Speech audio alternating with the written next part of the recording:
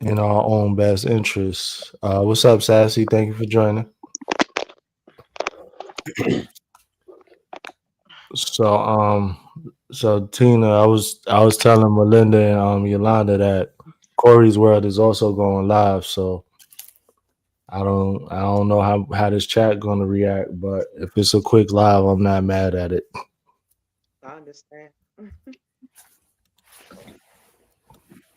I have nothing disparaging to say. Yeah, right. Yeah, it is what it is. See, talk about control. We could be in control of our emotions, right? Mm-hmm. Absolutely. Yes, You ain't got a mind, Fabby. All right, give me a second. Mm, mm, mm, mm. How's everybody doing on the panel tonight? Uh, I'm good. I can't complain. Same here. I'll be okay when my energy kicks in. Ah, Trish in the building. Hey, Trish. yay. Hold on, matter of fact, give me a second, Fabby. That's how I know Fabby ain't been here in a minute because she ain't got no wrench. I took everybody wrenches like months ago. Uh-oh. Where my wrench at, bro? See, Mm-hmm. Mm-hmm.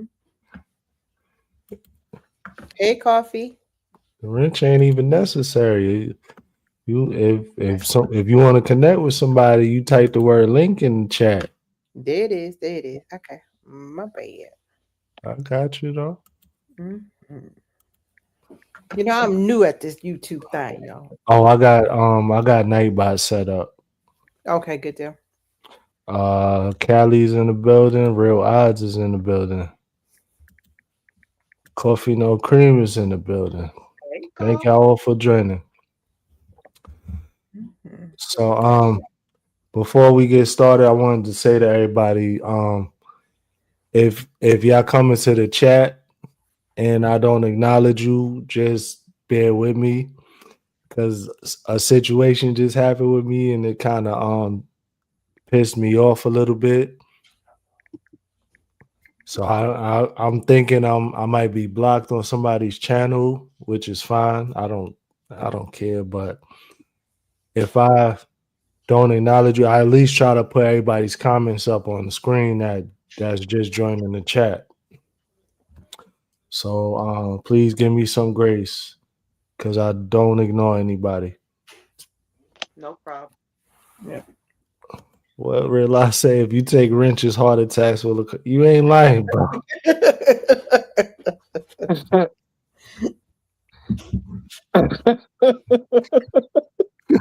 You He ain't was lying. getting that whole Oh feeling. Lord. He was the whole feeling. Hold on, y'all. It's hot as fuck. Mhm.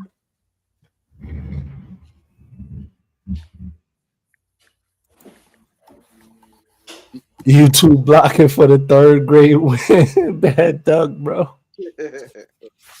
All right, y'all. Let's. uh, I guess let me get started while 'cause I ain't get a notification from Corey yet, so let me take advantage of all of these people here. Thank y'all anyway. So talking point: control is comfort, not reality. Control gives the illusion of safety, but often masks fear. We create structure to soothe anxiety, not to change outcomes. Predictability feels like power until life reminds us that it's temporary. Real life confidence is staying calm when things go off script. Control comforts the ego, but surrender strengthens the spirit. 18 chats that y'all showing out. You know what? Mm. I'm here for it though. I know that's right. Oh, that ain't what's supposed to be. Ooh, that's a deep one right there. Control is comfort, not reality. Yep. Mm-hmm. Um, that right there, y'all have to excuse me. I am absolutely exhausted. And I rarely ever make it to one of these places, but I've been Mm-hmm. going, and pushing myself so hard. I pulled an all nighter last night again. This might be the second one within the past 14 days. Come on. Yeah, and so it's one of those things of when I finally do go to sleep. Oh yeah, you gonna crash. Well, I actually did fall asleep. I went to go get something to eat, and when I woke up, I was outside still. Whoa. Yeah, in the car. Good thing I was in the driveway and not Yeah. in the parking lot somewhere. Right. But it definitely was one of those things. Okay, let me get up. And the crazy part about it was, I woke up maybe about a quarter to what? It's 9 your time. Yeah. So yeah, a quarter to 9 basically was when I woke up. So I'm literally like 20 minutes awake, 30 minutes tops. Mhm. Get some rest, Miss Tina. Mm. But I do agree that control is an illusion, It point is. blank and period. Yeah. Um, and it can seem a bit comforting because we have our hand on things. Right. Um, Pause. and we can manipulate things the way that we want to. Already, it's Already. been 10 I'm minutes. sorry. The first I'm pause sorry. I'm before sorry. 10 minutes. Oh God. um, and so I just understand that a lot of it has to do with wanting to control factors that really are beyond our control. Yeah. And Right. so we try to take as much control as possible because Mhm. we don't like the feeling of vulnerability when things are not in our control and Mhm. things are not at arm's length to manipulate the way you want to. Right. Uh, Right. Okay. Shout out to everybody joining the chat. I saw Jazzy J, Mama 3, coaches in the building, yeah, homebody Trish, Jazzy J. Oh, y'all showing out tonight. You I know mean, what? Y'all keep showing out though. I ain't even mad at it. All right. So we got a question for everybody. What's something you recently realized you can't control? I know for me, not recently, but I realized you can't control other people and the Mm-mm. way they think. You can only offer influence, but you know, a lot of us are pretty stubborn in our ways. So yeah. yeah. That's heavy right there all by itself for real because you really can't control people and we want to. And when a controlling person meets somebody else that is even more controlling, Mm-hmm. that thing is rough and you have to. I'm not talking about in a dangerous situation. Right. I'm not talking about that yet. But in some cases, you have to learn how to let your defenses down just a little at a time. You know what I mean? Mm-hmm. Because it's going to be like two bulls locking horns. And somebody has to let their defenses down a little bit, you know, Right. because it will be miserable when you got two strong, controlling people with the same common goal. That's just insane. Mm-hmm. Yeah, I realized not trying to control my children, but wanting them to make better decisions Mm-hmm. than what they're making. And it was like, you trying to control me? No, baby. I've lived this, I've walked this walk 51 years. Right. I know what I'm doing. I know a little bit. You still got milk on your breath, baby. But yeah, so that I'm learning to I raise them, Right. let them go. That Right. is so hard, but you raise them, you gotta let them go. Right. Uh, Okay. One thing that I can say, um, that I've learned that I cannot control is how something affects me. I Mm. can control how I respond to how I'm affected, but Mm-hmm. I cannot control how it hit, how it landed, how it resonated. Mm-hmm. Um, Right.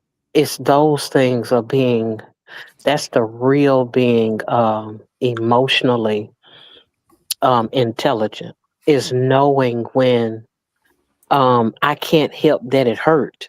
but I can help how I respond to the pain I feel. Mm-hmm. Danielle is in the chat. I mean, in the panel. Excuse me. How you doing, Yes. Danielle? Well, Hello, Danielle. Hey. I'm ready. I think I'm ready for the SAT words. I'm Good just evening, all. I'm just playing, Danielle.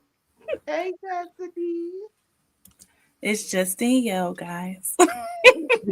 Oh, I'm sorry. No, it's okay. It's okay. I'm I just think saying. I used to saying it now. So. You are not rebuked. I'm just playing. Hi, everyone. You're not rebuked. Well, thank you, ma'am. Thank you. Hold on, my bad. I'm trying to catch up with the chat. I said I also can't control my characters that arise on my live streams. You ain't lying, bro. But you can't block them, no. So you have the power. I don't know if anybody said this already, but I cannot control how other people perceive me. Ooh.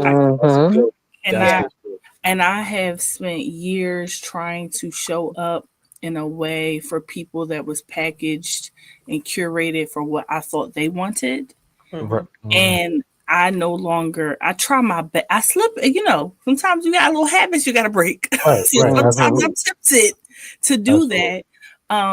But I think now I realize no matter what you do, people are going to have the idea that they desire to have. And many times it's before you even open your mouth, like you show up in a space, people already have preconceptions. And so I realize I cannot control how I am received by others. That's so true. That's good. Right. Ooh, that's good. What's up, Nisha? Thank you for joining. I'm gonna tell you something else that I had to learn as it pertains to over explaining. Sometimes you cannot control how a person either responds to what you say or how they heard it.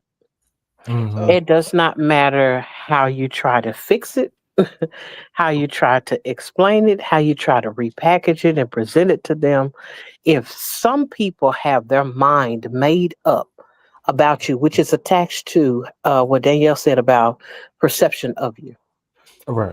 If they already have a preconceived perception of you, right, then more often than not, what you say to them will not change their mind. Not at all. Right. Right. I agree. What's up, Bad Duck? Oh, Oh. Hang on, am I live? No, I am. Yeah, we live, bro.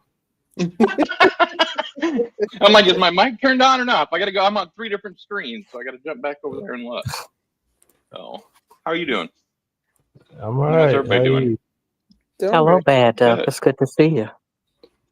You too. Thank you for asking. I love Bad Duck. Yeah, I don't know. I'm kind of nervous. Bad Duck, behave. Just behave, I know, right? Please, I'll be good. I need to off streaming to my channel. I mean, tell me now. Yeah, tell me now. right. Please behave. Oh, yes. Because my mom is watching this. Yes. Right. Uh-oh. Hi, Mama. So Bad Duck, you gave your word. I'm going to take that at face value. Oh, so, yeah, man. I wouldn't come on somebody's channel I don't know and cause a ruckus. That's just uncool to do. I respect that. Yes. I'll wait till you know me. Then I'll come on here and cause a ruckus. Tina, your sleepy voice is giving live after dark. Watch it now. Wait. Tina's not sleepy voice is giving live after dark. I mean, okay. Like, never mind. Hey, Danielle. My bad. Smooth as molasses on a good hot biscuit, okay? I mean, hot biscuit with butter and molasses. Yes, Lord. Okay. Oh, God, help me. I'm a hot white biscuit. Oh, wait, what? That's wild. This is Anyway. hilarious. Oh, Hey, Danny, I wanted to Danielle. Sorry, I'm so used to saying Danny for Danielle. It's like No worries. I wanted to follow up on what you're saying about how people perceive you, Mm-hmm. because I have the same the same problem. But do you feel like they're coming into that situation like they previously know of you, and they're automatically assuming that a reaction is going to go this way or that way, and vice versa? Do you go into that situation feeling that you know how this is going to go? So the answer to that question is twofold, because I think it depends on the situation and it depends on what arena I'm in. So if I am in certain, if they know I'm coming, it's very different than if I just show up at a place. Right. So your reputation can definitely precede you in certain aspects, and that can be good or bad. I know like I said, it just depends on if I'm coming. If I show up in a classroom, usually people know why I'm there, right? If I show up on a panel, people know who I am when I get there. But if you see me just walking, I tend to be a little over the top the way I dress. You just got to know me to know. Sure. So usually people will look and be like, "Oh my goodness, nice outfit." But you think about even women who show up looking a certain way, you have ideas about that, what that means, right? Right. When I speak, I use certain words, as everyone has already said. Like I got to bring out the thesaurus and the SAT words, so that brings a perception as well, and I am aware of it. There are some times where I can be a little bit obnoxious because I'm trying to be with my words. Well, So I sure. think it's a twofold situation. But I do think no matter what I do, if you decide before you meet me not to like me, like Miss Yolanda was saying, it's nothing you can do. Right. I mean, I asked just because, and I'm sure you've heard of this. I don't know if everybody has, but I'm sure you have heard of the concept of in the box and out of the box. Where you, there's a great book about it. I'll see if I can find it here. It's going into a situation where you may have had, a previous conversation, discussion, or maybe a conflict with somebody, and immediately your mind is going to want to go back into that next conversation, remembering that and being prepared for that, rather than being open to what they're saying, or what you're saying to them, saying vice versa. Right. So it's called in the box and out of the box, where you've got to kind of teach your mind to approach every situation as it's a new situation, and not anticipate that they're going to say this or they're going to act this way, et cetera, et cetera. Oh, wow.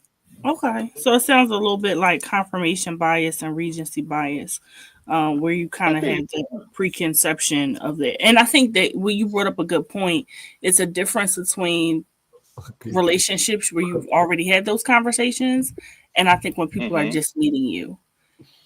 And you also can be unwillingly a trigger for someone. You might appear like someone else that they know or experience. So that makes a lot of sense too. I put that in the private chat if anybody wants to read that book. It's actually, it really opened up a lot for me, because I was a very, very, very in the box person, and it definitely changes your interactions if you start approaching them from, without having that preconception. So, which everybody needs to do, but it's hard. Yeah. Right. Because most people react from a place of their own personal trauma. And so Exactly. they have taught themselves, and I'm not saying that I'm excluded, because I'm very much included, that already I got my hands up. What is this person going to say? What is this person going to do? Like a fight or flight. Right. In a sense as well. So thank you, Bad Duck. Well, shout out to Rodney and Richard for Richard with them wild ass comments, but thank y'all for joining. I hope y'all didn't watch the screen because Richard is on one tonight. But Rodney said I can't control others' integrity, and that is conflicting when it's those that I care about on some level. Right. Yeah. Mhm. Yeah. That's very true. Homebody Trish said it's difficult to practice that if we act as if we don't know the sum of a person. We will keep experiencing the same situations, and that could be detrimental. Yeah, so that's history. And I was saying in the chat that that's an excellent point. I don't Yep. think we should be delusional. I don't think we should have go into situations where we are pretending that things didn't happen. I think the awareness is good. And I think we kind of had a conversation about isolation versus taking time away, right? There's two different Right. things. So there's a difference between me being protective of myself based on previous interactions with this person and pretending that and living in such a way that everybody is a threat. So I think that's the Right. fine line there. Yeah. That's good. That's very true. So Yeah, I think those are good points. I mean, you obviously have to, if you've had plenty of experience with certain people and it's been a negative, impact every time, then Right. I think you have to go into that with some sort of defense up. But the idea is not to let that control necessarily how the conversation goes, if that makes sense. So you kind of have to, I don't know, compartmentalize it. Maybe is that a good word for the moment? And then right. then obviously still be on your guard. But yeah, Yeah. So even from my personal experiences, yeah, if something happens to where it might knock me back a step or two, or it'll mess with my mental capacity to some degree. Like, yeah, if I'm going to try to get past that, yeah, my guards are up, and I'm not going to just drop my guard because it's a different person, because this different person and this different person has all kind of triggered that same type of energy in me. So yeah, I'm gonna keep my guard up until I feel comfortable enough to let my guard down. Right. sure. I think that there is a difference between going into a situation, understanding that people can be a certain way versus holding it against them that I've been through this before and you're going to do it to me too. Yeah. Um, because I think that when it comes to people and their propensity to just be people, flawed in whatever way that they are, a lot of times that can give us a bit angst. On the other hand, when it comes to being yourself in a situation outside of your emotions, I think that it becomes a discipline and a practice to not treat people according to what you've been through, but more so treat people according to the thing that is happening in the now and not necessarily attaching it to everything you've already gone through. Mm. Okay, so Tina, very valid point. So you don't even have that lingering thought in the back of your mind. Not you per se. I'm just giving an example. So if somebody did you dirty or whatever, Mhm. and now the next person you don't think that, okay, this is all a front. Let me let my guard down, and then this person is gonna do you dirty. Then it's like, dang, and it keeps happening over and over. I know we have to take accountability too, but my accountability is falling back. I ain't I gonna think lie. that there's a difference between um, being guarded and having an authentic interaction with a person. Mhm. Because sometimes we could be so guarded that you're not able to have a genuine conversation or a genuine exchange with an individual because you're stuck in how you feel about the last time you went through something.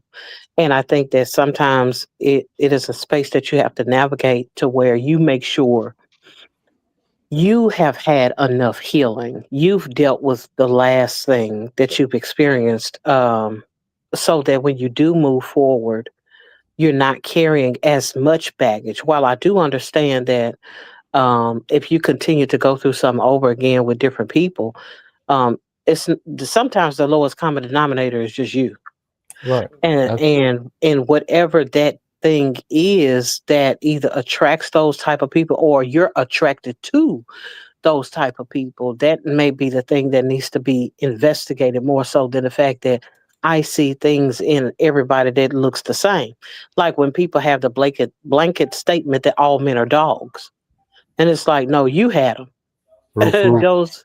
Those experiences that you had made you feel like, and that was according to your picking. That was according to your choosing. It was according to the environment that you were in that didn't allow you to see different kinds of people. And Right. so, if you're not willing to uh, take on the mindset of this is an isolated experience with this person on an individual note, then you Mhm. have to look at it as, wait a minute, if I keep going through the same things from person to person, I may need to um somebody said you like puppies. Um and so it's one of those things where you have to take a look at yourself as Right. it pertains to the integral portion, because sometimes we don't always like to admit I like a certain kind of individual. I like a little spice. I like a little pushback. It's just that when it goes too far, then it's like, oh, I'm sick of everybody. You know what I'm saying? And so Gotcha. sometimes we have to take a moment to be able to acknowledge what's going on within us that allows us to skip the person that is calm, cool, and collected because you think they're boring, for the Mhm. person that is ready to create havoc because they're exciting to you. Yeah. Right. Right. Uh, it was good. Stay to it. Thank you for joining. You right on time. Like we literally only got through the first talking point. So yeah, you good. Church Network. Thank you for joining. Rodney said your type may be your downfall. Sometimes what you prefer isn't what's genuinely good for you. Yeah, yeah. I've learned that the hard way. I think we've all learned that the hard way a few times. Mm-hmm. Yep. And often it doesn't just show up in your romantic relationships. People think that it only shows like certain negative, toxic patterns of behavior only show up in their relationships. But if you Mm-hmm. find out you're a people pleaser, you probably are a people pleaser with everybody. If you find Yeah. out you are the one who's the fixer, you're probably the fixer with everybody. And we don't sometimes realize we are recreating the environment that makes us feel the most comfortable because we don't really want to change. I'm about to mute Danielle. I Oh, feel my it. man. I feel Don't it. do it. Don't do it. I ain't gonna do She it. cooking with the Uh, good pot. nah, she cold with it. Like I feel a chill in the room. Old spirits. Okay. no, Yeah. she's definitely right on point. Like Right. That part. yeah. I just want to acknowledge Bishop. I cherish is in the room. I'd appreciate it if we say hello to her. Hello, Um, I cherish. Hello. Hello. it Hi. is so good to see you. I just want to acknowledge your presence. It is a blessing for you to even show up into the Chapmans. Welcome. Yes, thank you. Thank you for joining. I Bridget, we gotta be on our best behavior now, bro. Please do. Please. By all means, please. It's okay. I don't have to put his comments on the screen. He's in my chat, she's in yours, so we good. Yes. Can't see nothing. Like so. Right. And one more thing before you move on, Elevated, because Tina Yeah. was talking about this.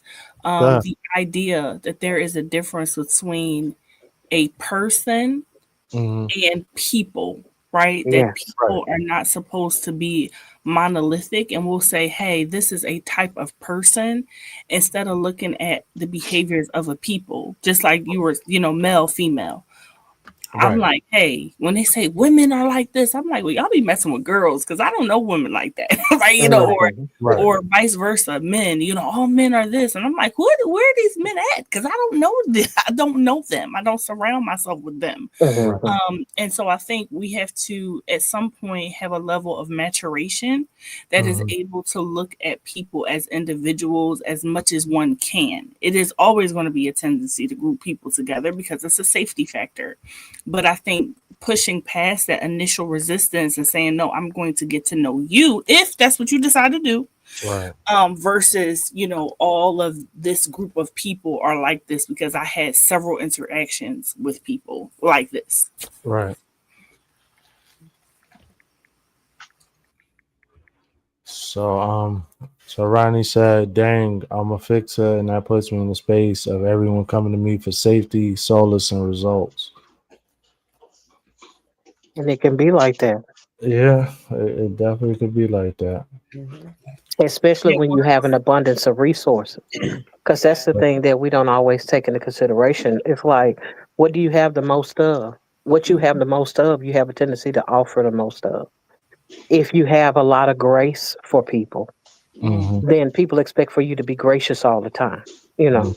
and they'll run you over with that, Right. with that very thing, Right. because they don't see you pulling back. They don't see your boundaries. They don't see you saying no. And that's an area that you may lack in control Right. versus having too much. Right. Such a good Point. point, Such a Tina. great point. And do Even you see it as expendable?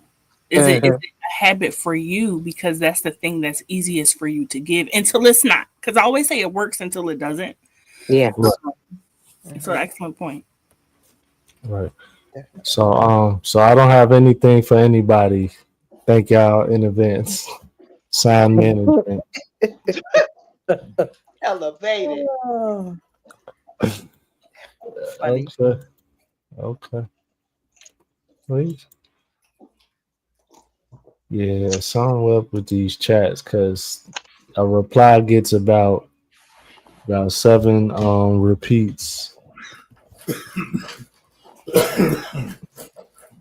Bad Duck, you got some good internet, bro? Yeah. Good internet. Yeah. Look, so you got 1, 2, 3, 4, 5 replies. Hold on, Got y'all. so The many train going past. simulcast. Everybody's simulcasting tonight.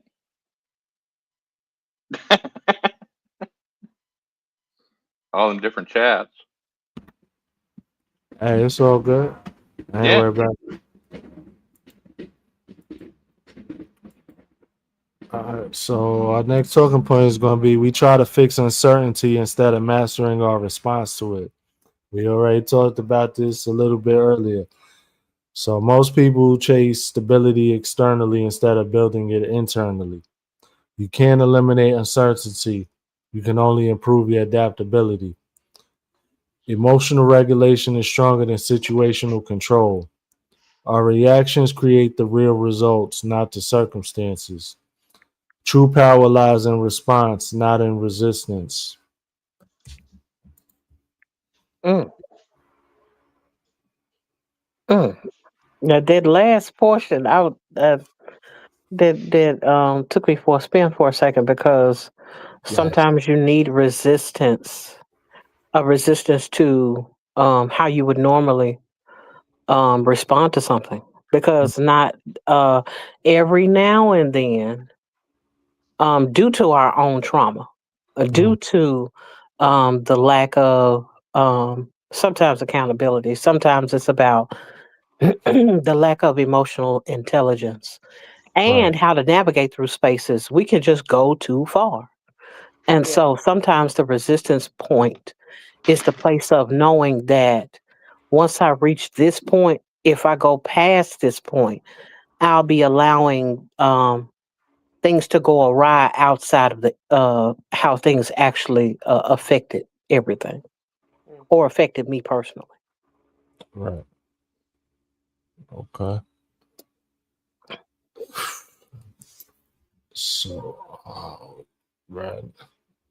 Brother certain age, thank you for joining. Um, Hey, brother of a certain age. Rodney said the Taurus in me thrives on stability, but I built a skill of adapting to chaos. But my preference is stability. Yeah. That's a good point. I do know that some people don't have that blessing to be comfortable in stability. There are some of us that thrive in chaos. There's Yeah. something about the constant noise, the hum of it, the elevated adrenaline, the Mm, mastery of the elements. And some people will recreate that environment because it's the chaos they know, it's the crazy they understand, it's the trauma that they're used to. And right. so I just when you said that, I'm like, oh, some of us build the skill, right, and adapt to it so much that becomes the norm and we Mm, don't know how to sit. We don't know stability feels uncomfortable. You'd be like, something about to go wrong. Anybody else who if you can relate, it's like that feeling of the other shoe is about to drop and Yeah. you need that to function. I'm not saying it's good. I'm just being transparent. So Yeah. I'm like, what? Things are going too well. What's about to happen? Right. It's just like Yes. being in an abusive situation for years. And when mm, you come out of it, you think that everybody is going to be that way. And when they're too nice, just like you said, you're wondering, okay, when is that punch gonna come? And it may not just be physical, it may be you're thinking, okay, when is that mental punch gonna come? When is that slap gonna come through, mentally. So right. you're living in that space of, uh-oh, here we go again. It's familiar to you Mm-hmm. in a Mhm. very unhealthy way. And some people romanticize it, even in their spiritual walk. It's like they only know how to relate to God in chaos and crisis, Yeah. right? They don't see God for the peace. They see God for the escape, if that makes sense. Mm-hmm. Yeah. Yeah. That makes a lot of sense. Yeah. Because a Like lot you're of this, always in war. And Hmm. you're not. yeah, You're not. Just it's like I'm always in war. Like I've heard people talk about that spiritually. Everything is I'm in a battle. I gotta fight. I gotta fight. I gotta fight. I'm like, well, wait a minute. I thought, that God said the peace that passes all understanding.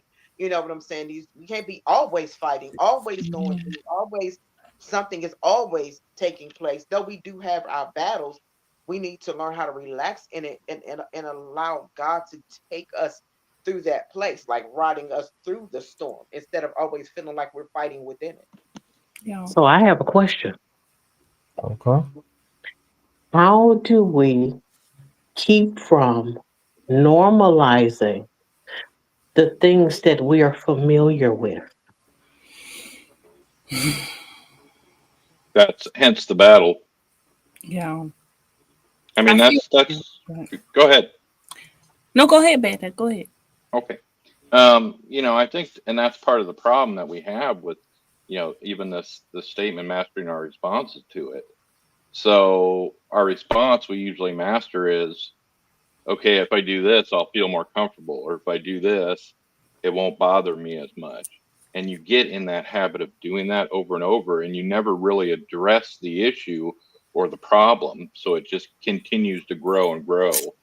So Yeah. it's something where you kind of have to stop and in your mind and realize that, okay, this makes me feel more comfortable, but it's not necessarily the long-term answer to battling this issue. Right. Mm.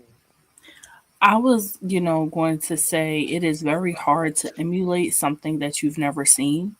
And so I think it is exposure to what is normal, right? It's like if you take someone who has a healthy relationship. I remember like representation being important at one point in my life, like seeing a healthy relationship, Yeah. seeing people that had resources and weren't always scratching and surviving, seeing people that thrived in intellectualism. These were things I had to see to know that what I was doing might not have been what you would call it was surviving but not thriving, right? Quote unquote Right. normal.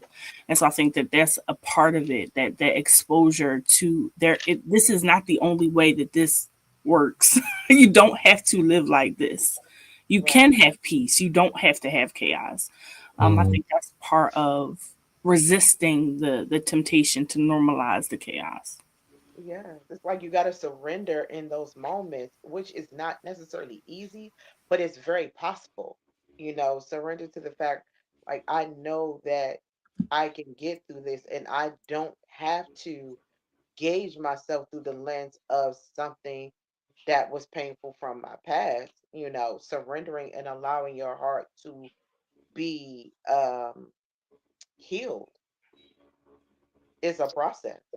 I think what I was mainly asking about is how does a person go from survival mode, which is to rely on core systems, bare bones. And when I say core system and bare bones, I don't mean a person is living in the ghetto, trying to make a peanut butter sandwich out of sugar or something. I'm talking about the idea of I'm trying to navigate a space outside of the norm. And I like what Danielle said about exposure, but it's like, how often do we have are we afforded the opportunity to see something different? And in those spaces where we have not, let's say we're paving a way that we had never seen actuated before us through the life of someone else. How do we make it from that place of survival to thriving? Well, I think the biggest thing is you just have to put yourself out there.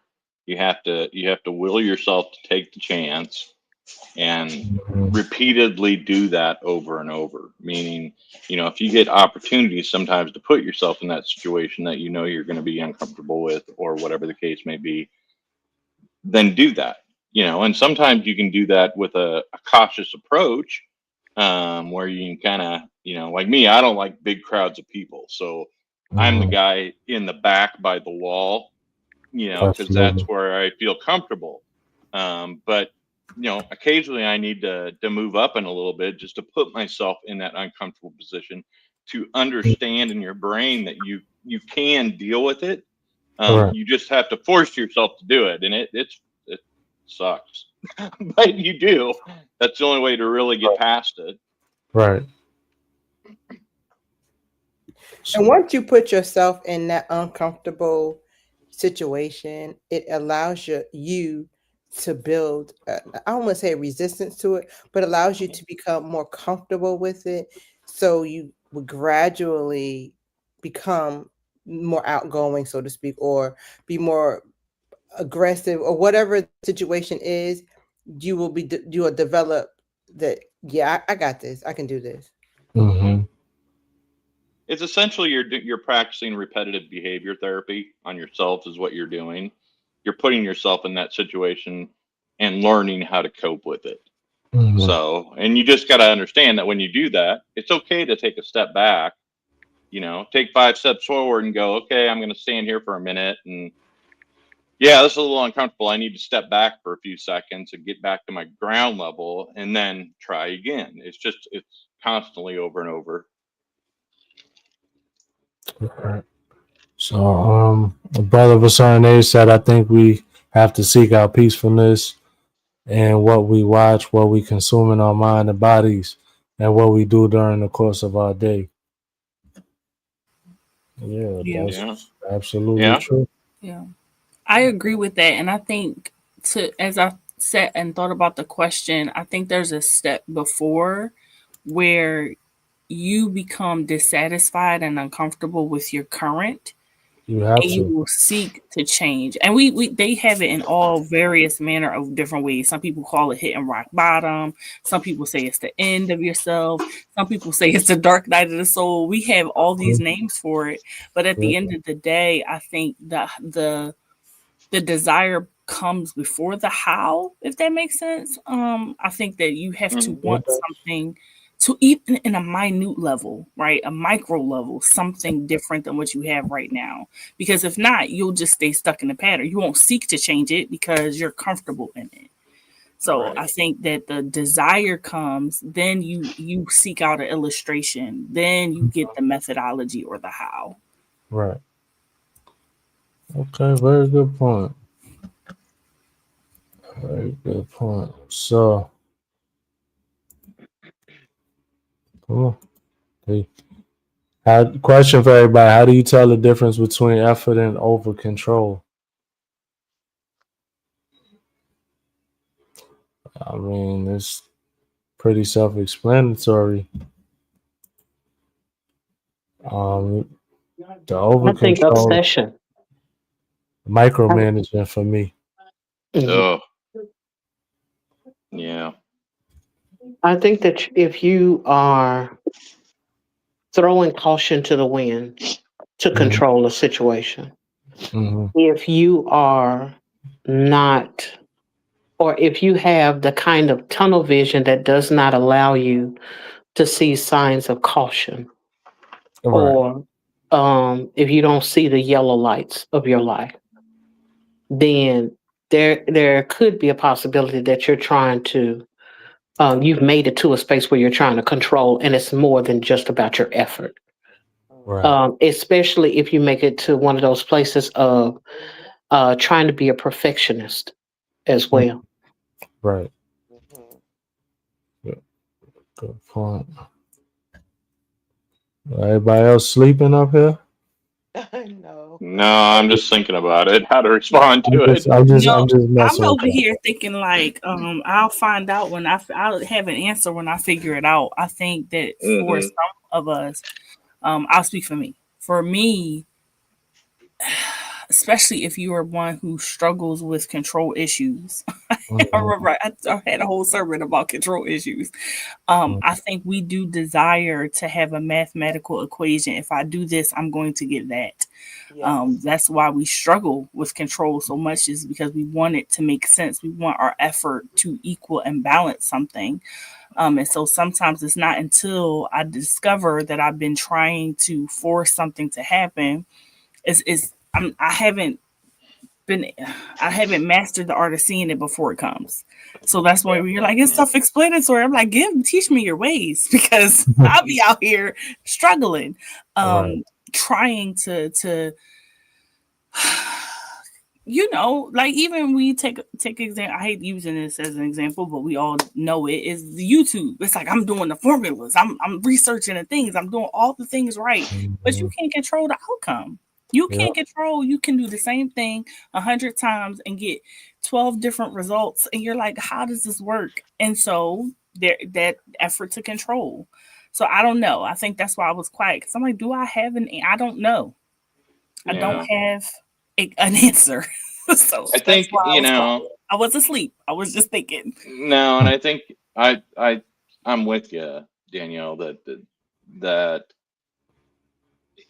sometimes effort can get out of control, um, especially if you know that what you're saying is right based on whatever experience or knowledge or da da da.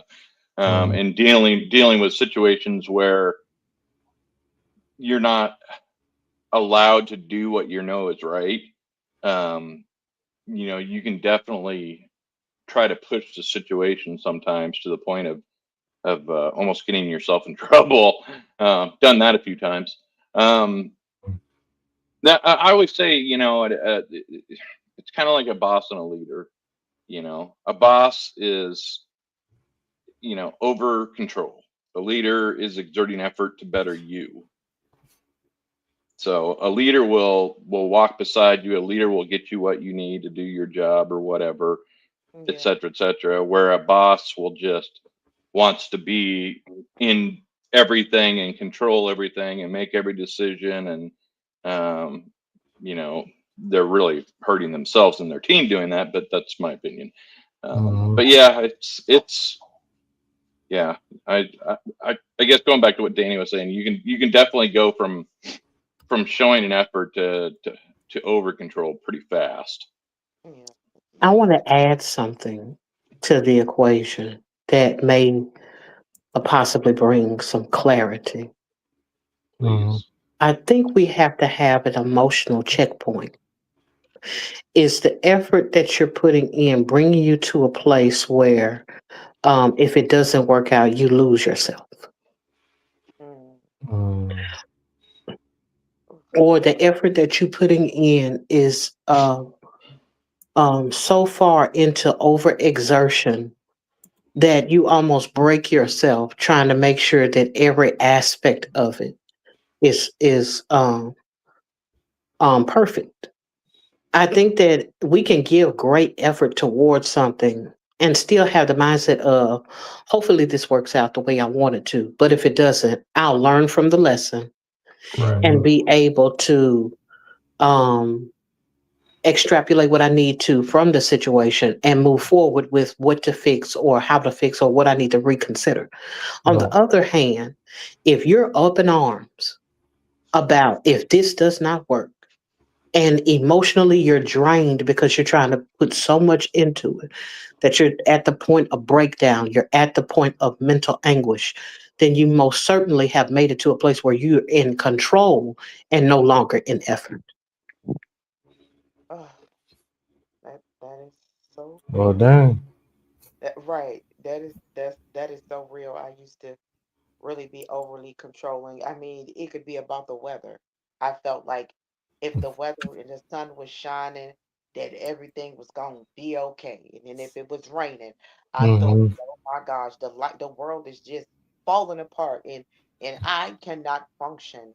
And Mm-hmm. until I learned how to relax in it and know that I'm really not in as much control as I realize. You know what I Mm-hmm. mean?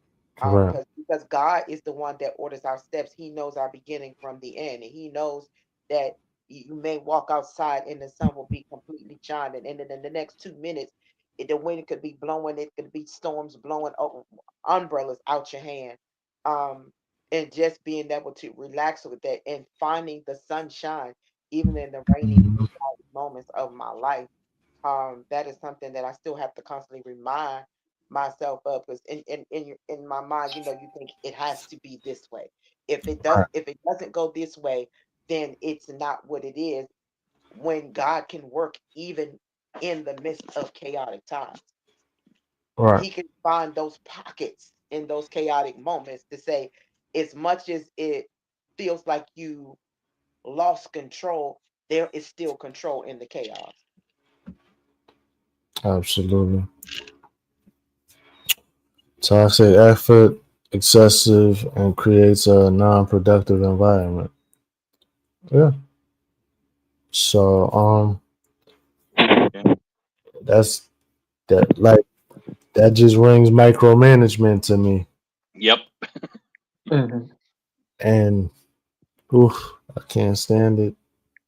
I I'm in, dislike it. I I'm in the mean, same but at boat the you same are. time, it's not. I look at micromanagement a lot of times when it comes to you being a leader with other people under your tutelage or what have you.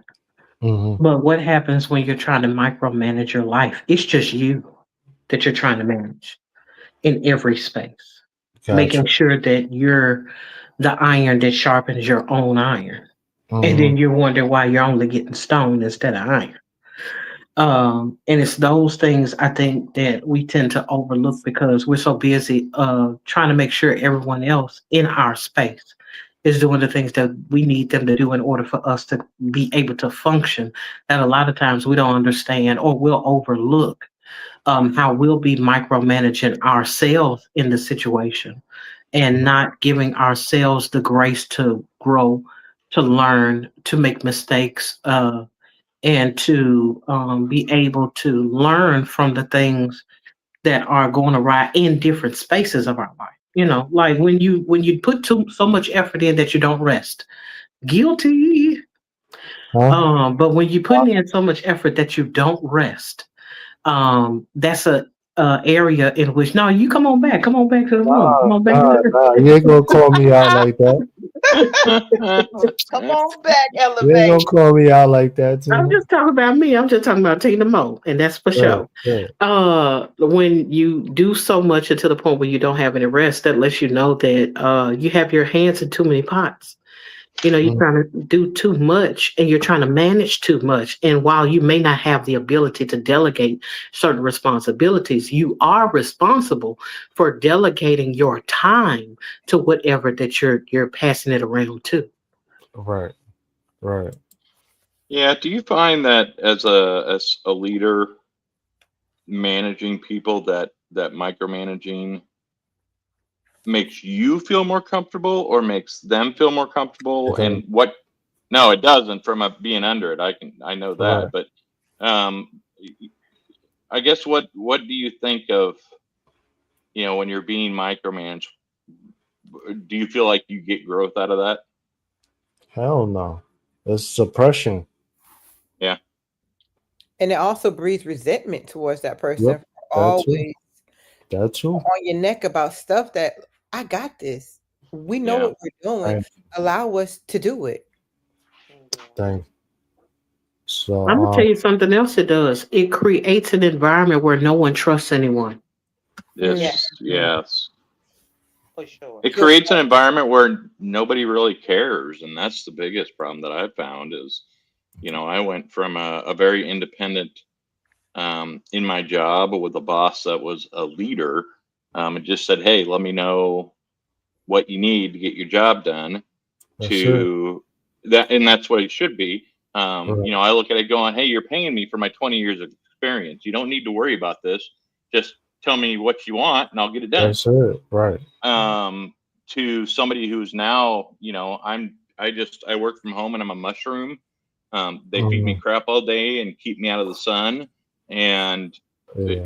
if they don't tell me to do something, I don't show any effort in doing it. That part. Because that's what they want. That's what they practice. They don't want you to think for yourself. And then it's like, okay, well, I guess if you're going to pay me this stupid amount of money to sit here and Netflix all day and maybe occasionally do something for you when you want it, okay, that's on you. You know, I Mhm. just I got to the point where I couldn't argue anymore about it. I couldn't try to control the situation. Going back to the effort and control, that okay, well, I have no control, so I'm not showing any effort. Right. So, I would also say that this reminds me, like I was thinking, why do people micromanage? And it reminds me of what's referred to as resource guarding. It's Mhm. like Mhm. people, mhm. this is the one thing that I can control. And so sometimes you find people that micromanage, usually find their places of employment one of the areas they feel as though they can control, and so they will try to exert that control on the people that are under them. And it's not always malicious. It might be very self-serving, like I want the project to reflect and look good because it'll make me look good, it'll make me feel better, it'll Mhm. make me excuse me, have some level of people looking up to me. And so it's like, this is the thing that I can control. And we do it. Some people, like Tina was saying, some people will do it in their own lives, right? They won't Right. do it with their job, but they'll do it with they're managing their children, managing their diet, managing their money. Like they will be hyper focused because it's like, this is the one thing that I can manage, and this is the one thing that I can control. So it's just an interesting concept as to why someone, it doesn't always work. It creates a toxic work environment. People will tell Yep. you, don't do this. Why do you persist? Because there's some level of, I need to be in control for some internal equilibrium to balance out. It's a very self-defeating mentality to have, is the way I look at it. Because the thing is, if you hire the right people that know what they're doing, you're hiring them to be the knowledge base, to be the knowledge expert on something. Let them do their job and do the best that they can do and the best for the company, which in turn makes you, their boss, look good, Yeah. Right. because everybody's satisfied. Whereas if you micromanage it and you come out and say do this when you know it's not right because you have no knowledge or no basis to base it on, you just want to be a boss, and it comes out wrong, then you just made yourself look stupid. So E- rely Even when, rely on your people. yeah, even when they're micromanaging, they are dismantling, tearing it all the way down, piece Yeah. by piece, and they don't even care Nope. because they think they're doing it right. No, that's not it. All right. All right. So we got I saw Candy K come in the building. I saw Ron's Reality come in the building. Anybody I miss? I see It's Coach because Hey, Coach. Hey, Coach Coach. is my here. eyes, Sorry, my I didn't. eyes are red, so I can't see y'all. I'm sorry. I couldn't see. I'm sorry. I just missed y'all. But what's up, Coach? What's up, everybody? How you What? doing? Why are you crying over there, Elevated? Why are your eyes all red? I'm tired, boss. Nico. That'll do it. He needs some rest. Oh Lord. Yes, he does. Hey, we here though. We grinding it out. Pause. Uh-oh. Here He said, "Uh-oh." we go. Were you about to say something, Coach? Because I was going to add a little something to that. I was Hey, just waiting yo. for everybody to say their piece on the button. With micromanagers, what that ends up doing is you just create a team of people that just wait until you tell them what to do. So you end up Right. creating more work for yourself. It's a really self-defeating behavior.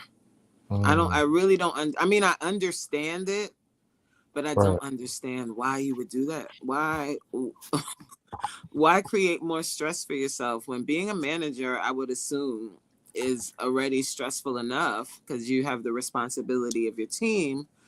So what would be more useful is if you build your team up instead of constantly nitpicking everything that they do. I've experienced micromanaging, and it is a very unpleasant work environment. Mm-hmm. And you don't get the best out of your workforce. You truly don't. No, you don't. You get a bunch of people that are resentful and they just collect a paycheck. They become quiet quitters. They just wait it out. Just stay and do the basic things that their job requires, and that's it. That's all you're gonna get. Wait, you're talking about my whole team now. What's going on? Listen, I think I've been in an administrative position for a while, and I've dealt with micromanagers quite often. Yeah, me too. I think one of the elements that people don't really consider when it comes to the person that's micromanaging is that they've been offered that escaping carrot. That if you don't keep up with what's going on, they give you just enough to where you're on a level higher than everyone else, whether that be monetarily or position or what have you, and they give you just enough power where you're fight for it.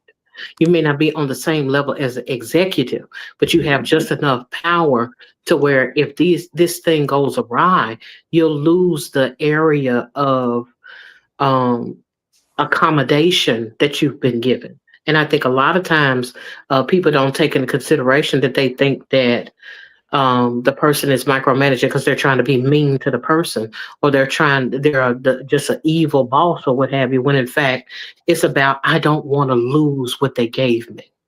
And a lot of times jobs will choose people like that because they know that they're willing to go above and beyond the call of duty to maintain that. Meaning, if they have to add pressure where it should be added, they will do it to keep that spot. Good luck to them. Right. They can have it.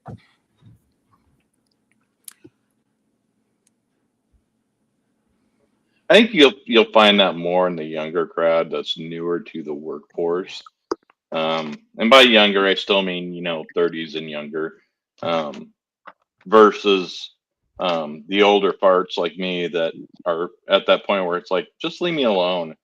I got a few more years, just leave me alone.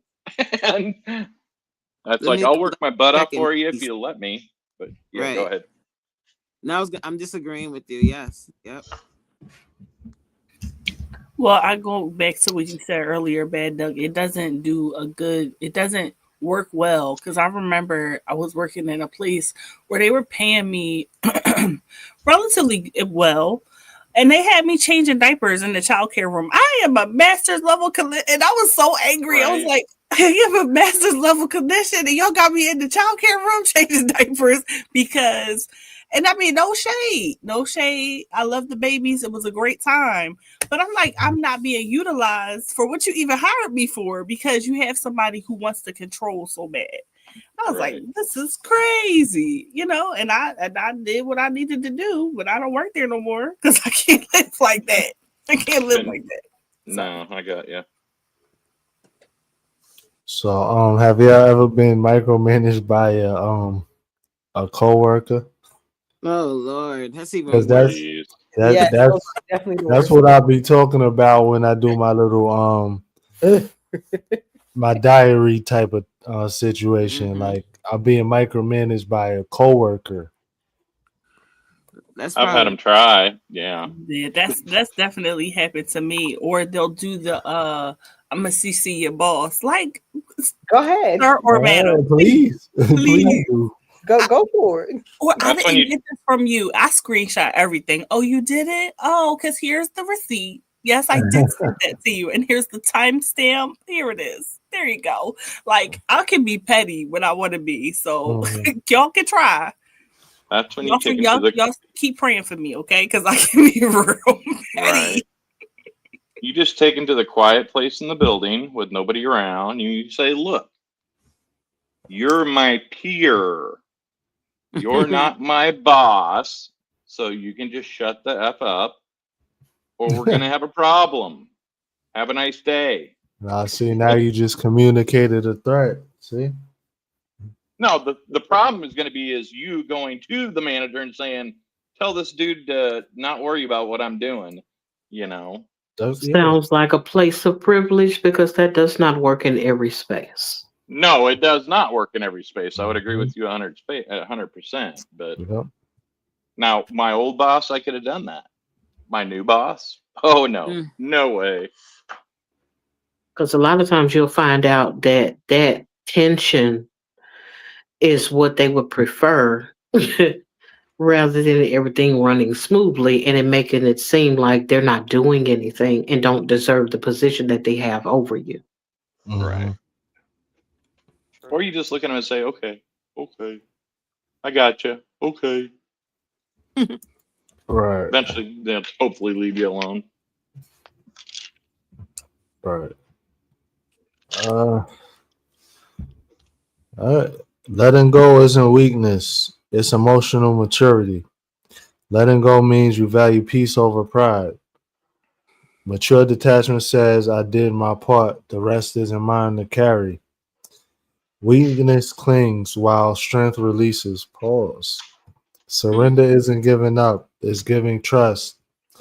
Letting go is self-discipline disguised as ease. Let it go. Let it go. I'm going to say I this. I'm struggle. going to dip to the chat.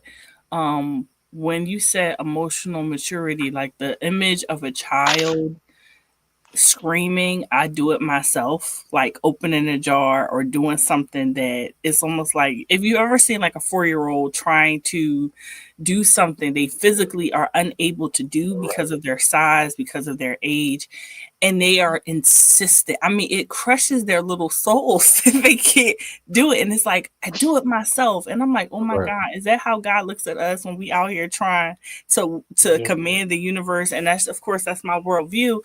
I'm like, dang, if I would just ask for help, or like you said, decide I did what I could. Let me just hand this to somebody else or hand this to my higher power or just let this go. That is the signal that I'm mature enough to actually get the thing that I'm ascribing to or trying to acquire. Right. That is the key. So I just thank you for that illustration, because it brought that to mind. Like, we would look at that child and be like, well, you're 2. Like, of course you're gonna act like that. But when I'm 42 or 52 and I'm acting like that, I'm still immature. Right. Just good point. Thank you guys. Have a great night. I'm gonna dip down to the chat. All Oh, right. good night, Danielle. Fun Thank with you the for your cricket. input. I Yeah. enjoyed you. She Yeah. going to fight Mr. Cricket. Uh-oh. Uh-oh.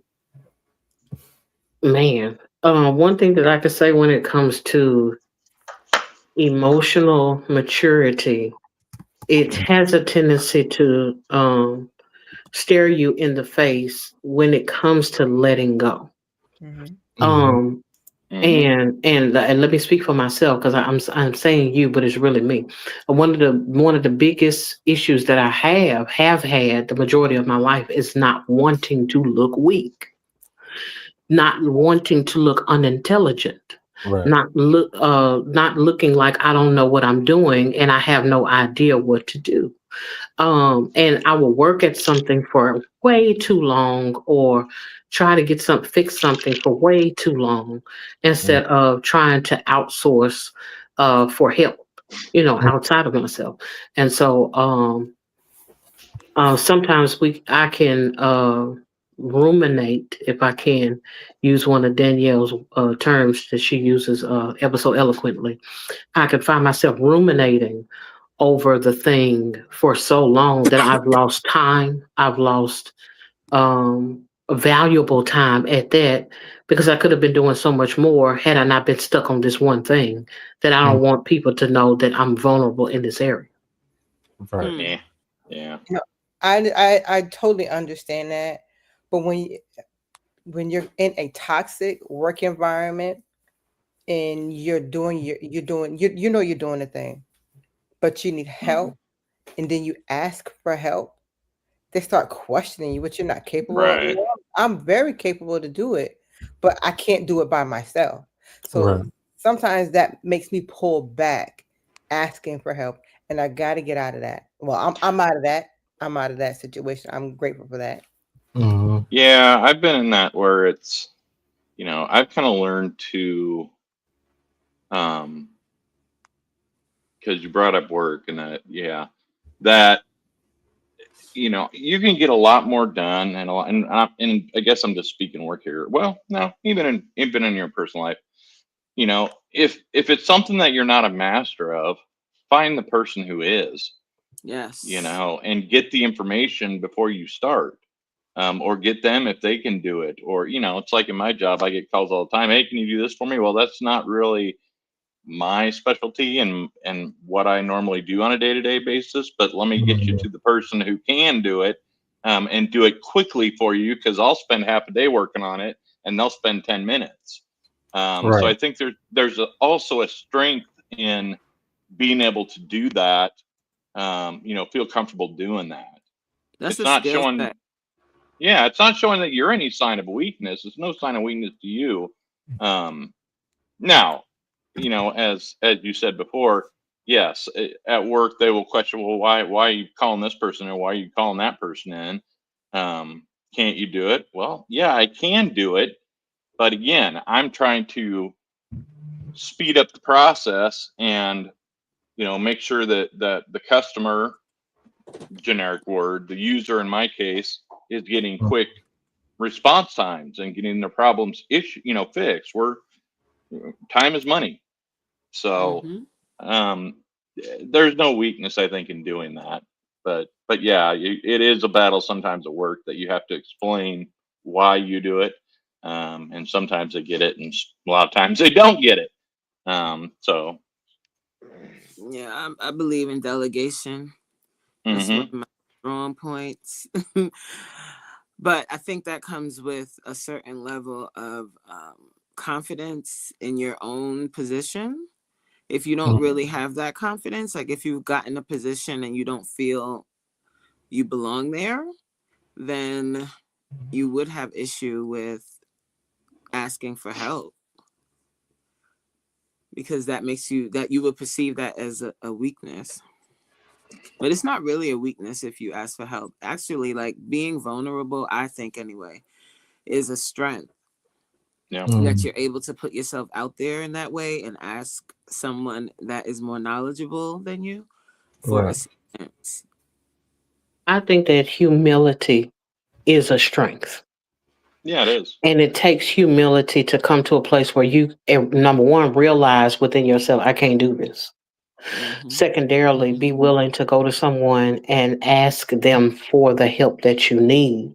Because so often we can have the mindset of either no one wants to help us and I have to do it myself. They So, don't know that I can figure this out on my own, or the whole thing of if I do allow them to help me, how is that going to make me look? And so that humility of not caring or not being concerned with what a person thinks, trying to control what they think about you, which was stated earlier.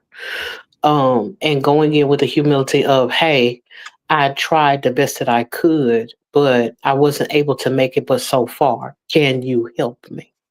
right. Yeah, I think it's a matter Yeah. of pride too. You get that Yeah. pride that I should be able to do this, or I want to do this. I don't want people to think that I can't do this, and really that is just it all comes back to pride, and that's something that everybody should have pride, but they should also know that you can let it go and not feel like it's a dent to your pride to ask for help with anything.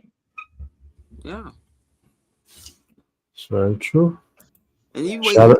wasting time. You end up wasting so much time sitting. I just picture myself sitting at the computer trying to figure something that I have no idea how to do out, and spending the majority of my day doing that, as opposed to just taking a quick Teams call with someone that knows what they're doing.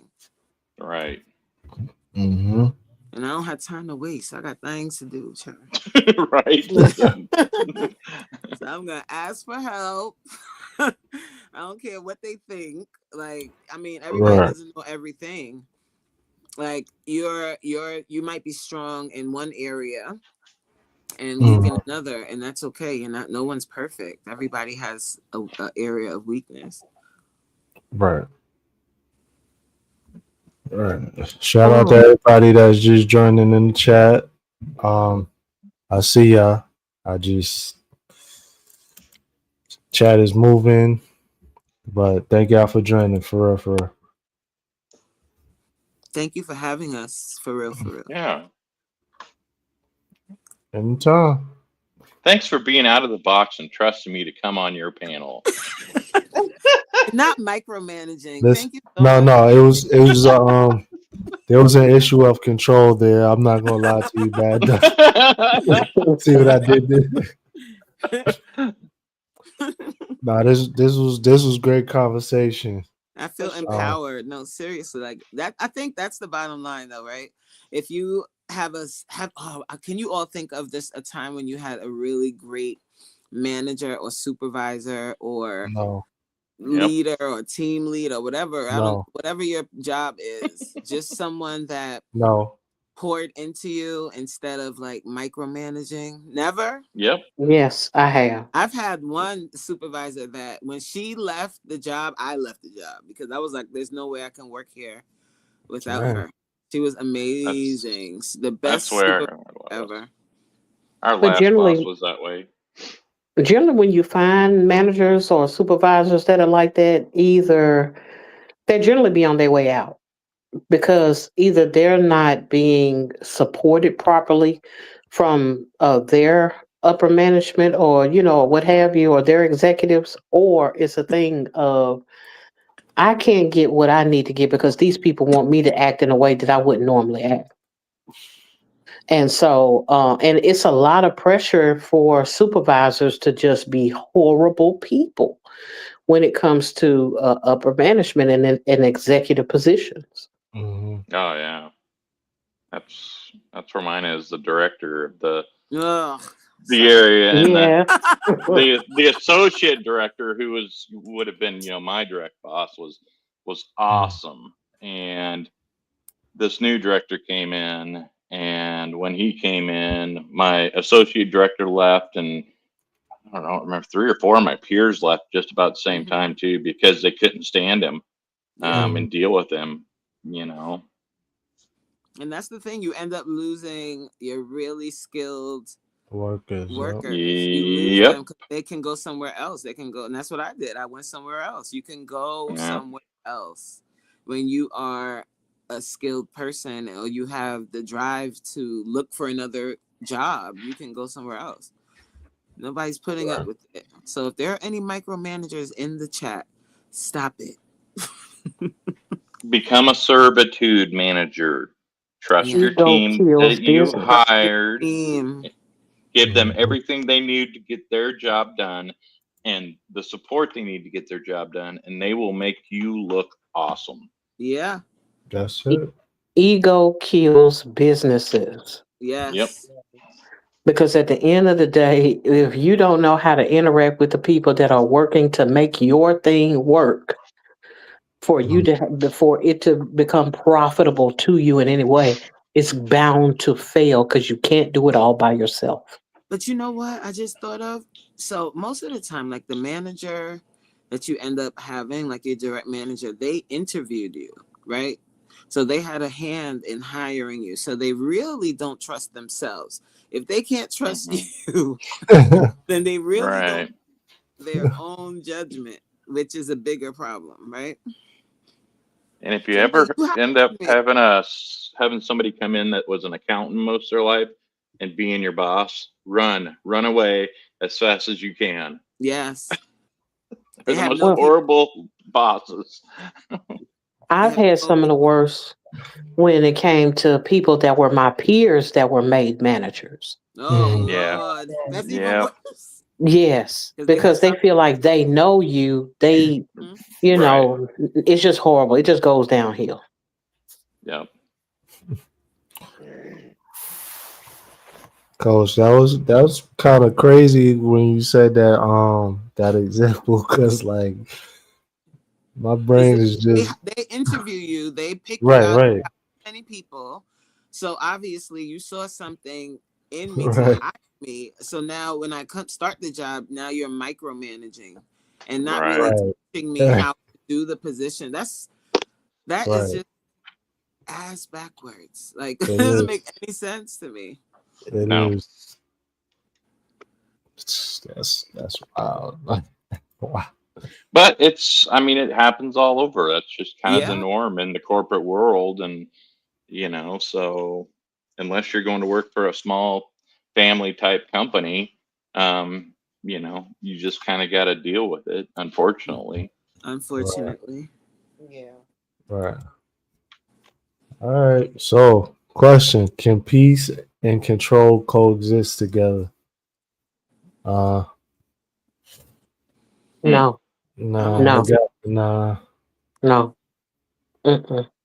Because you have to add in the parts that you can't control to have that kind of peace. Well, and I think the minute you feel like you have to control something, you've just lost your peace. You threw your peace out the window, right? Yep.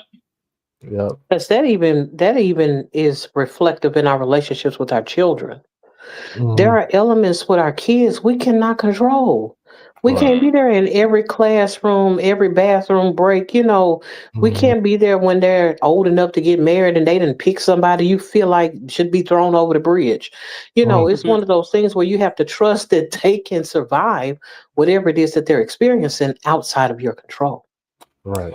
But then that's the thing too, Tina. Then it makes you think like you parented this person, so you don't trust your own parenting skills.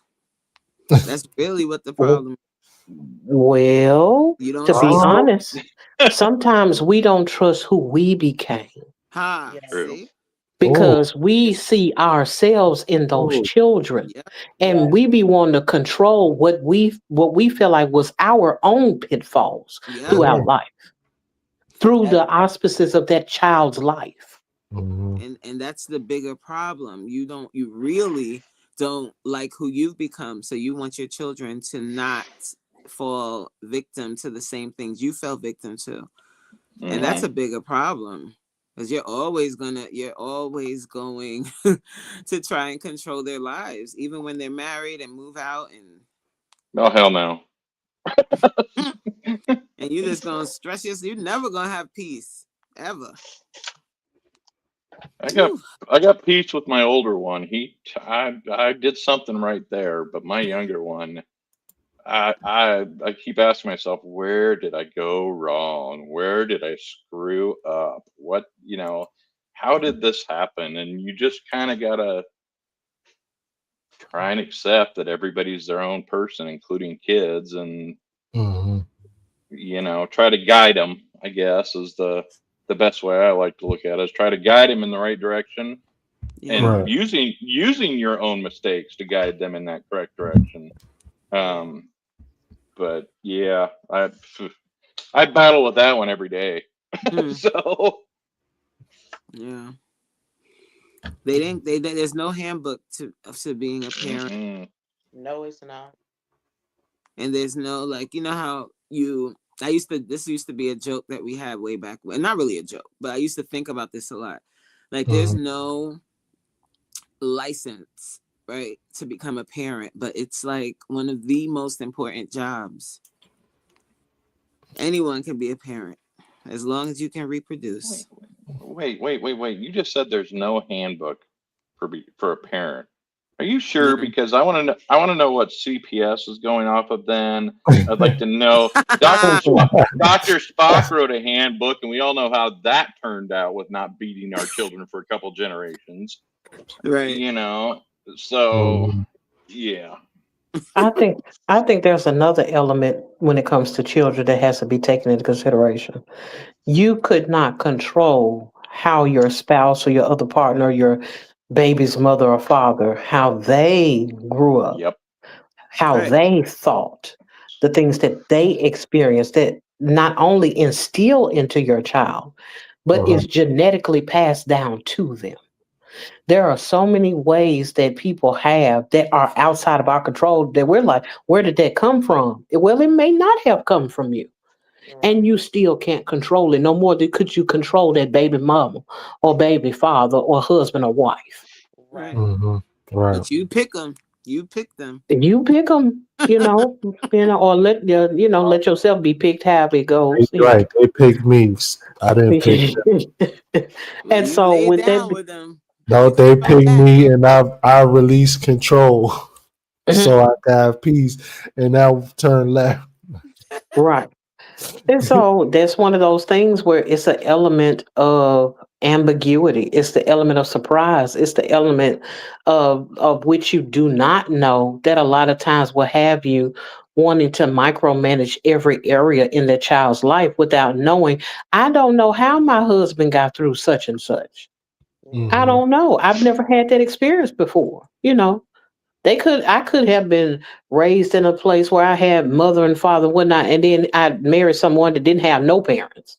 It's like, well, I still love and respect that person, but I don't know what their experience was like, and I don't know how much of what they've learned they teach to my child, our child, And so that's elements that you cannot. No matter how much you try to lecture them and admonish them, and try to teach them, you still have to trust that the same way your spouse was able to survive, or that baby mama is still living, that you done got pregnant, it's the same way your child is still going to be able to survive, even if you don't like some of the outcomes, or you don't like some of the things they have to experience because of that lineage. All right. Oh. You just dropped a bomb right there, Miss Tina. Did you That mute was yourself? Truly. Can't even allow that. All right. So peace comes from acceptance, not micromanagement. I think we've covered that about a bunch. Listen, I got my talking points here, man. If our conversation goes, listen. No, I mean, yeah, no. I think we've definitely said a lot kind of along those lines, I think. Right. Yeah, obviously you're going to be more peaceful if you feel accepted. Or, you know, you get to that point in life where you just go, I don't really care. I don't care. Right. Do what you want. Have at Right. it. Oh, that's the ultimate piece. Mm-hmm. Real. Focus on what you can control. Yep. Mhm. All right. Acceptance doesn't. Nothing. Go ahead. Sorry. I was gonna say, which is nothing. You can't control Right. anything. There you go. That part.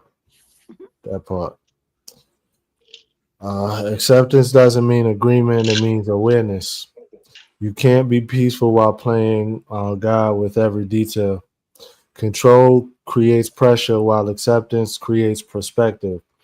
Inner peace thrives when you stop demanding external perfection. Sometimes thinking it is what it is shows wisdom, not apathy. Bars. So, yeah. That part. Like this hour and a half. Everybody getting tired. I like this. This was quick. No, it wasn't. No, but hour and I mean, the time flew. I didn't realize it's 10:30. oh yeah. Well, it's been a good live. Like there's a lot of information Yep. being talked about here. So that's what happens when everybody's engaging, giving their input. It makes the time fly by. Yes. No, you saw he almost wanted to just blame me. That guy, he talks too much. How'd you know that, Bad Duck? I am wise and I am old. No. Everybody in the chat, we just playing. Relax. Yeah. Relax. Don't be uptight. Because I accept that I'm chatty. Okay. That part. Yeah. So question for everybody: when was the last time when letting go actually worked in your favor? Ooh, I could talk about it a whole lot of times. Yeah. Jobs, women, Tell us anything. about the women elevated. No, that'll No, be don't for do another that. live. That'll be. I Oof. could talk all night. You know, our homebody Trish always talking about a 12-hour live. I could do that.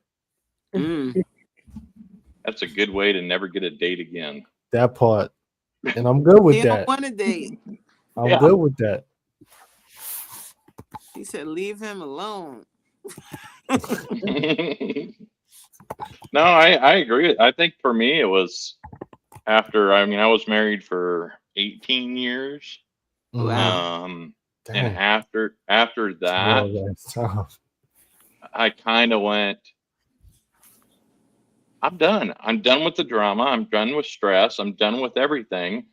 Right. You know, it's just going to happen. What's going to happen? I'm not going to worry about it. You know, I'm going to stay out of these drama situations. Right. I'm just going to enjoy my life and do what I want to do. And, you know, if someday I meet a person who I want to be with, great. But I don't really care either way at this point. You know, I'm just kind of living life and enjoying my personal space. So, right. I think some of that comes with getting older too. You just kind of get to that point, I think, when you realize that the rat race is just not worth it. You know, you do what you have to do to pay your bills and feed your, you know, you and your family, whatever the case may be. But after that, the rest of it is just, it's all BS, you know? Right. Absolutely. I think sometimes we have to take also into consideration that letting go does not necessarily mean apathy. It does not. Because we can care, but still be willing to take charge of our emotions by letting go, by choosing to let go. By choosing to let, yeah. Tina, you a therapist or something? Something. I'm not going to answer that. That's cool. Plead the fifth. There is peace in letting go. Oh yeah. Just gotta Right. know when to. That's very true.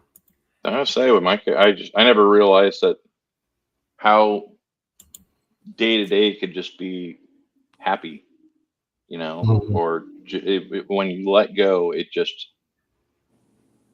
you really become a more happier person when you don't worry about what everybody else is doing, what everybody else is saying. Da, da, da, just Mhm. you Right. know. Yeah, you saw me. You were in that night. The night I snapped, weren't you? Elevated. Yeah.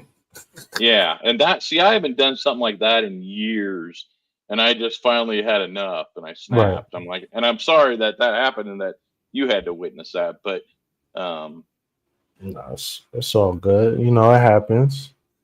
Like you said, yeah, enough is enough. You reach your boiling point. So I get pretty it. much. Yeah, We all have our breaking point. Hmm. yeah. After 3 years, the pressure valve needed to be released a little bit, I guess. Right. Right. Yeah. What's up, B3? Parenting is easy piece of cake. Co-parenting is where you have to find your strengths of compromise and maturity. I Yeah, don't think I'll ever find those. Whew. because women be crazy. That's Sorry, what I'm saying. That's what I'm saying. Bad duck, man. all women across the board, y'all crazy. Under y'all are And you all happen to under a be in the blanket. same boat as us. Isn't that wonderful? I know, right? Right? Ah, That's right, Tina. Get her. Everybody. No, you're right. We get to be crazy together and Yeah. figure it out together. Yeah, That something Two part. like that. lunatics together, figuring it out. You know? hey, bad duck, don't release control. You Nope. take control of this situation, I bad duck. know. I know. I know they're trying. No, just let go. Don't Choose do to it. let Let go. it Don't do go. it. Let it go. Oh man, he hit the Elsa. I know, Mhm. right? Sometimes you got to break Elsa out. It's the only thing Right. that'll fix things. Nah. Yvette said, well, in my opinion, I was with someone for 13 years. I let him go once he cheated, and I let him Yep. go. I felt good about it because I know there's someone out there for everyone. I don't believe in that, but understand the sentiment. Yeah, yeah, Because people always be trying to say that whole thing of there's someone out there for everyone. Someone to do what? Because everybody's not marriage material. Everybody is not good for a relationship. Everybody is not prepared to be a husband or a wife. When you say there's someone for everyone, maybe that someone is a therapist. Maybe Right. that someone is a doctor, it's a Mhm. psychiatrist. right. In that regard, yeah, it's someone, This.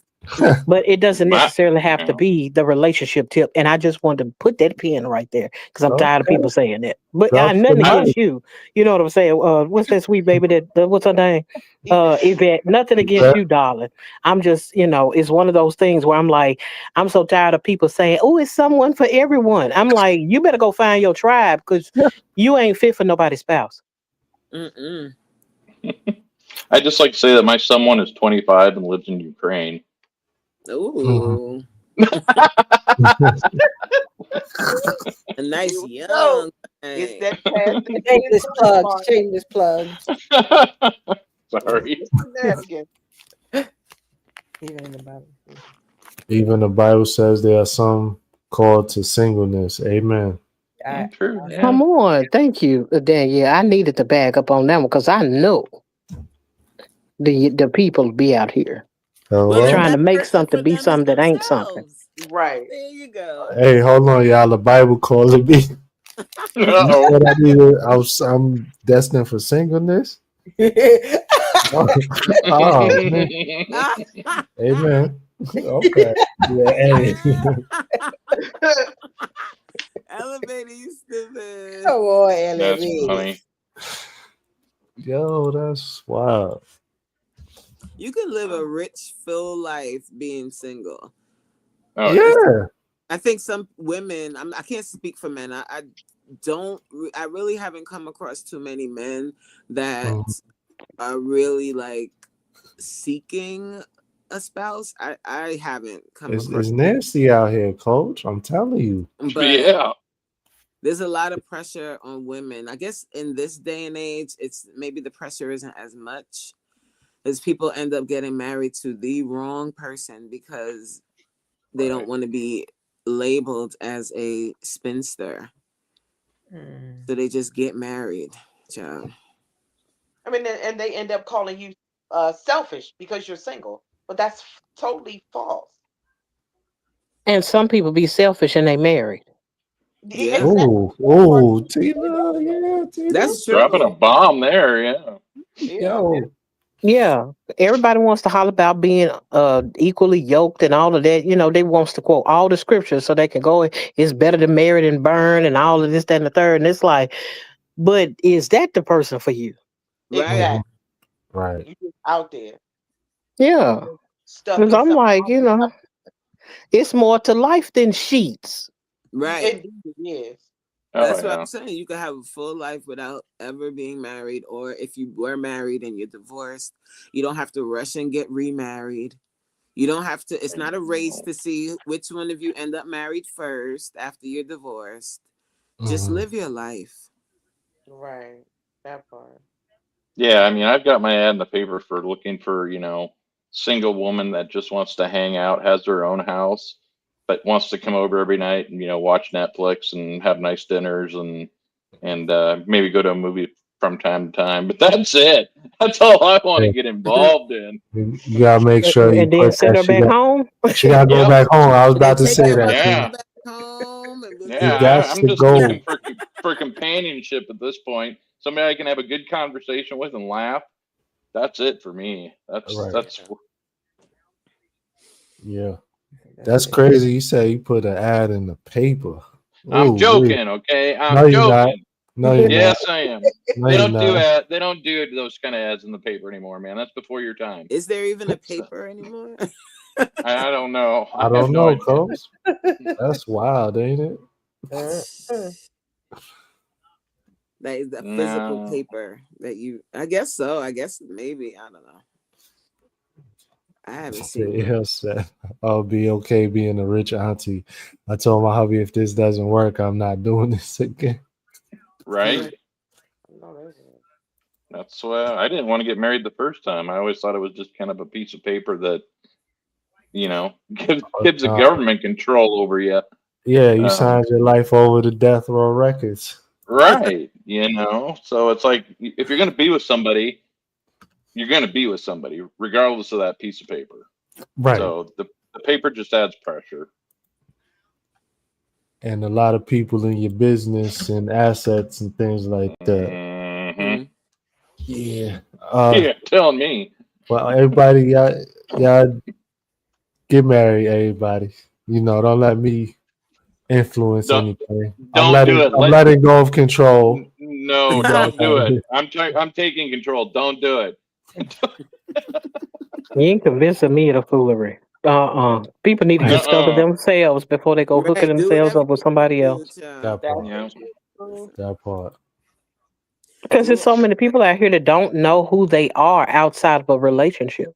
Right. Bingo. And it's like you get with somebody else with all these expectations because you never found out who you were. Right. Right. He got to make me happy. He got to do this. Well, what you got to do? Can you make yourself happy if they gone? No. Or if they in the hospital or something didn't happen or something? The flight get delayed and you ready to file for divorce. You ain't worth a quarter. Right. A quarter change. Well, that part. Not a quarter. You're right though. Can't make you happy if you ain't happy within. No one can make you. No one on this God's green earth can make you happy. That part right there. I mean, because happiness is based on happenings. You can't have something happening all the time. Elsa makes me happy. Butterflies make me happy. They're on Earth. We talk about bad days. But you gotta have that happiness comes from inside you. Like you said, we can't depend on somebody else. Valid. Yeah, valid. Mm-hmm. You can't. Yeah. And to be honest, like if you get into a relationship, now there's all these expectations. So if you can't stand on your own too, then don't even think about getting in a relationship. Nope. But that's how people end up in toxic situations because they're trying to find a way to feel happy all the time by doing the makeup love making or or them coming together after Right. being into it. So next thing you know, you're like, what is this argument about? And it's only because they trying to get to They're the ready. flowers. They want They trying to something, get right? to the candy. They trying to get to the date night. The makeup of whatever it was you to fell out about. It's like all of that is unnecessary. You need to cut that out. Yeah. Communicate. Mhm. Yes. Talk it out. Cause me personally, you doing all this toxic stuff that's not gonna make me be closer to you. I'm gonna Some stiff on people live for intense fellowship me. Yeah. Mhm. because it gets their blood going. Not knowing their blood going gonna get them a heart attack, a stroke, or a something. stroke or something, right? Right. Yep. That part entirely. They can't. Like I think Danielle said this earlier. Some people just cannot live if there isn't chaos happening all Right, around. right. Nope. I'm past that. Yeah. I don't want chaos. I like boring and quiet. Right? Me too. I don't want any drama. I hate to say it, but I agree with you, Coach. You agree with me? Oh, Nah, I didn't mean that. I didn't mean that. You almost lost control there, man. Be careful. I know. I gotta stop that. Oh my God. We gonna blame the fatigue just now, cause that. Oh, Blame fatigue, huh? yeah. That's my excuse, and I'm standing on it. That's what you call delirium. That part. Thank you, Tina. Yeah, delirium. Mhm. You're Look, delirious. I'm a human. Agreeing with me, Ooh. but I do. Food You is food. want your pizza. What? What are you hooing about? Oh, We get to see you, Bad Duck. Yeah. Is this your first time seeing him? Yes, ma'am. Oh. Oh yeah. Yeah, I'm new to Vanilla Grandpa.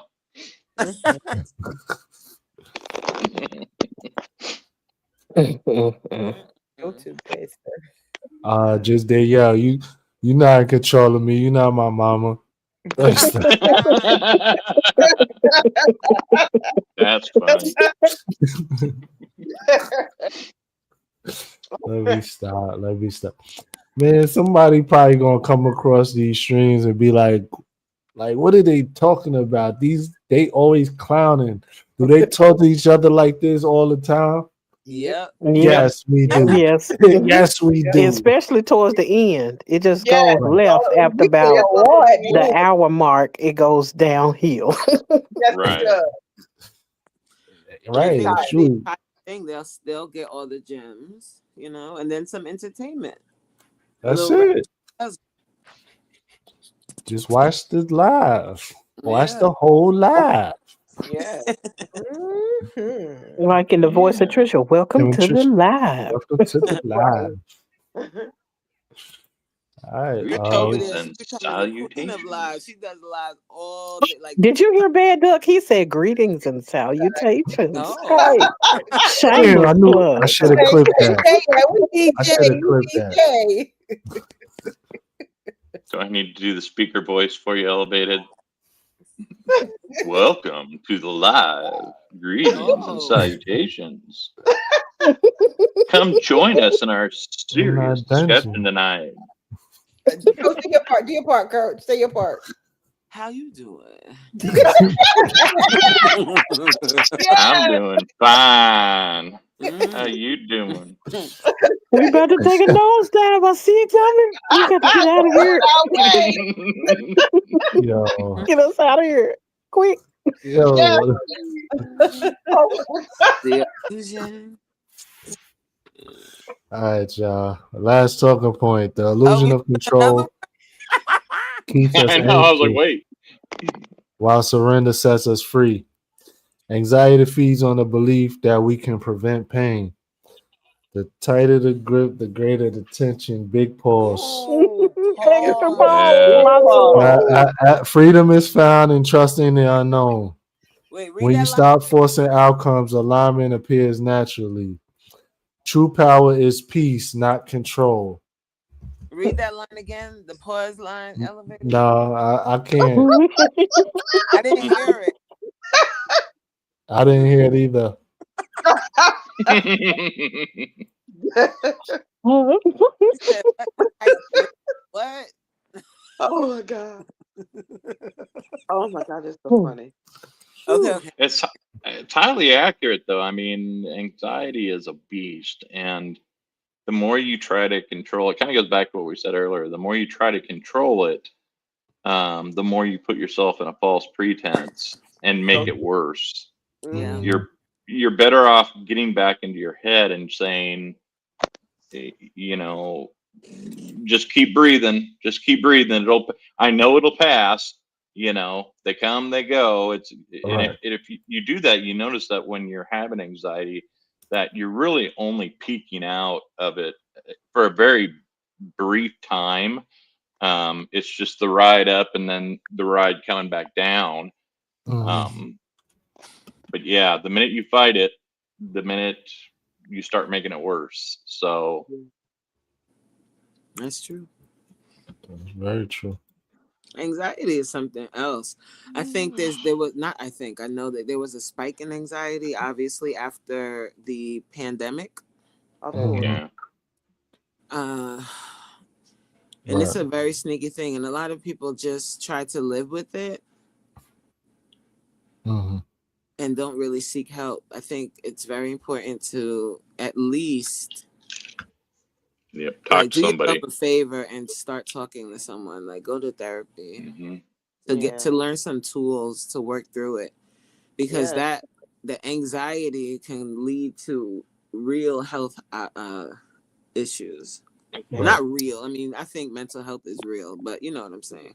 No, it can lead to real health and real like a physical. Issue. Yeah.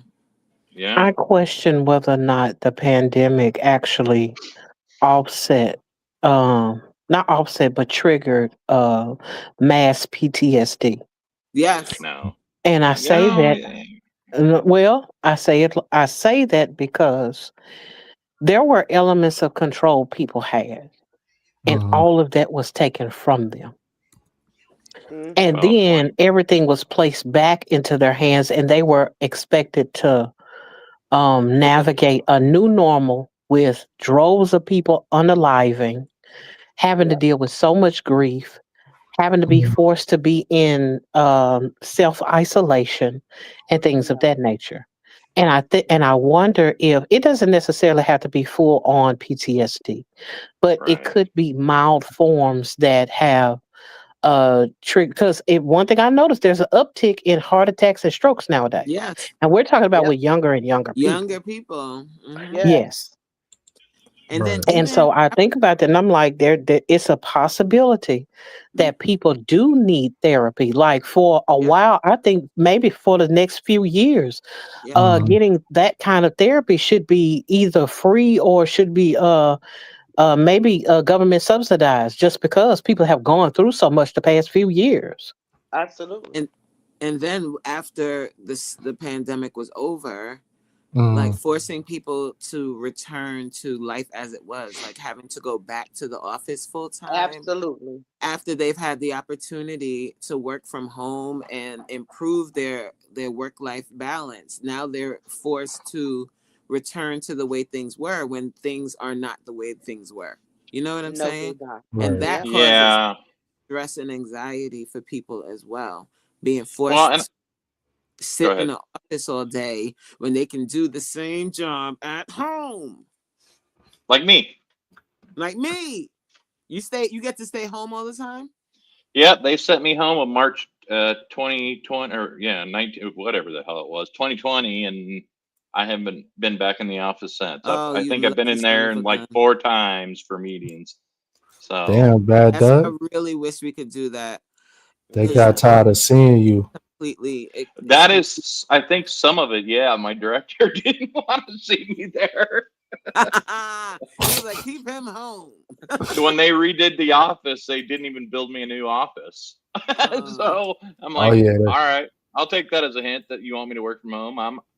Hey man, I put I get 12 miles to the gallon on my big truck, and Right. I put $20 in a month, and that's all I Damn. need to put That's in all you need. because I don't go anywhere. You go to the store and get food, and That's it. yeah, Right. so I'm not complaining. Man, I would not complain if I could work from home all the time. Oh my God.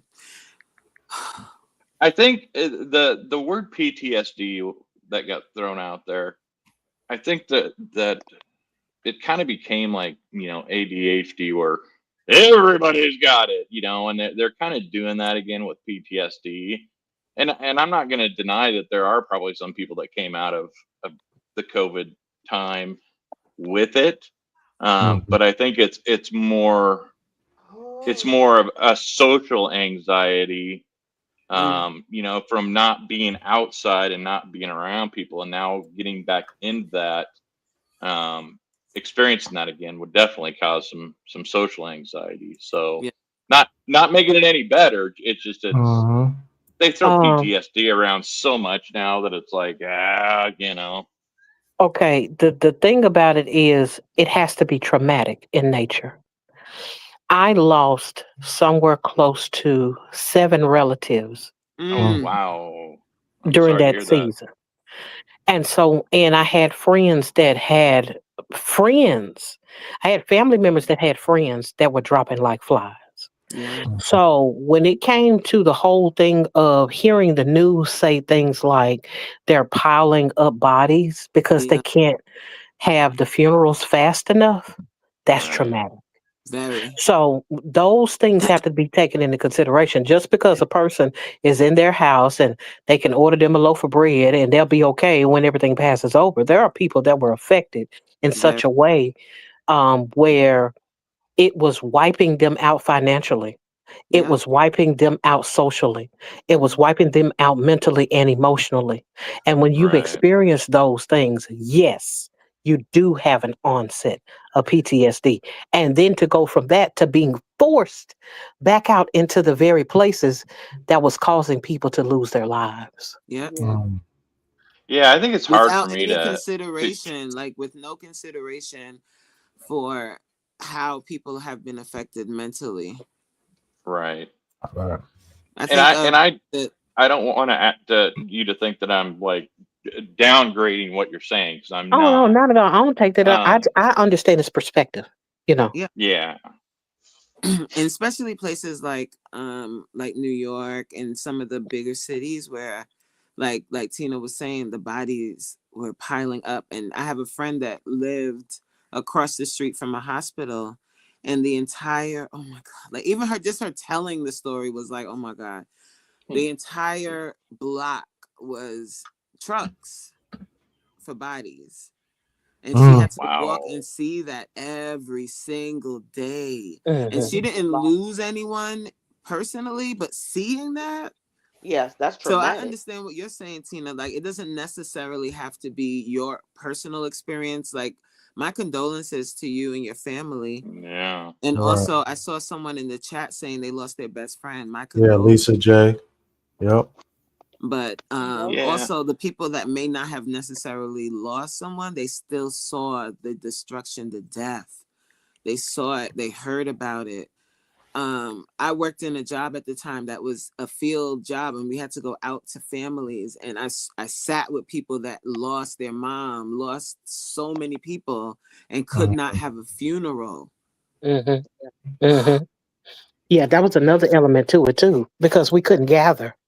Yeah. It was some of them I couldn't make it to, so I didn't have any closure with some of them. Yeah. And maybe for me, that's a very traumatic time. Yeah, and I think that may be too for me is it wasn't as, I don't want to use the word traumatic, but yeah, I guess I will. Traumatic. Where I am at, I mean, we're a city of 350,000 people, but we didn't have the mass bodies and death and stuff piling up. So I didn't experience it the same way necessarily as some of you have experienced it. So that definitely, I could see how the perspective is definitely different. Yeah. Even if you didn't experience the death part, but you actually went through COVID, as my child calls it, Dark 19, where you couldn't breathe, you couldn't. I had it so bad. I was home for 3 weeks. I was so fearful. So that is a form, in my opinion, of PTSD as well, because you were scared you're gonna die. Yeah. I had a coworker, she Yeah. lost her mom, and I was like, oh my God. Like, yeah, come on, people. See, I had it 3 times, and I was more, and it never really got me like super bad. I mean, I was run down and fatigued and all that, but it didn't really hit my lungs like many of these people it did. And I was high risk. I'm still high risk because of a heart stent that I got years ago.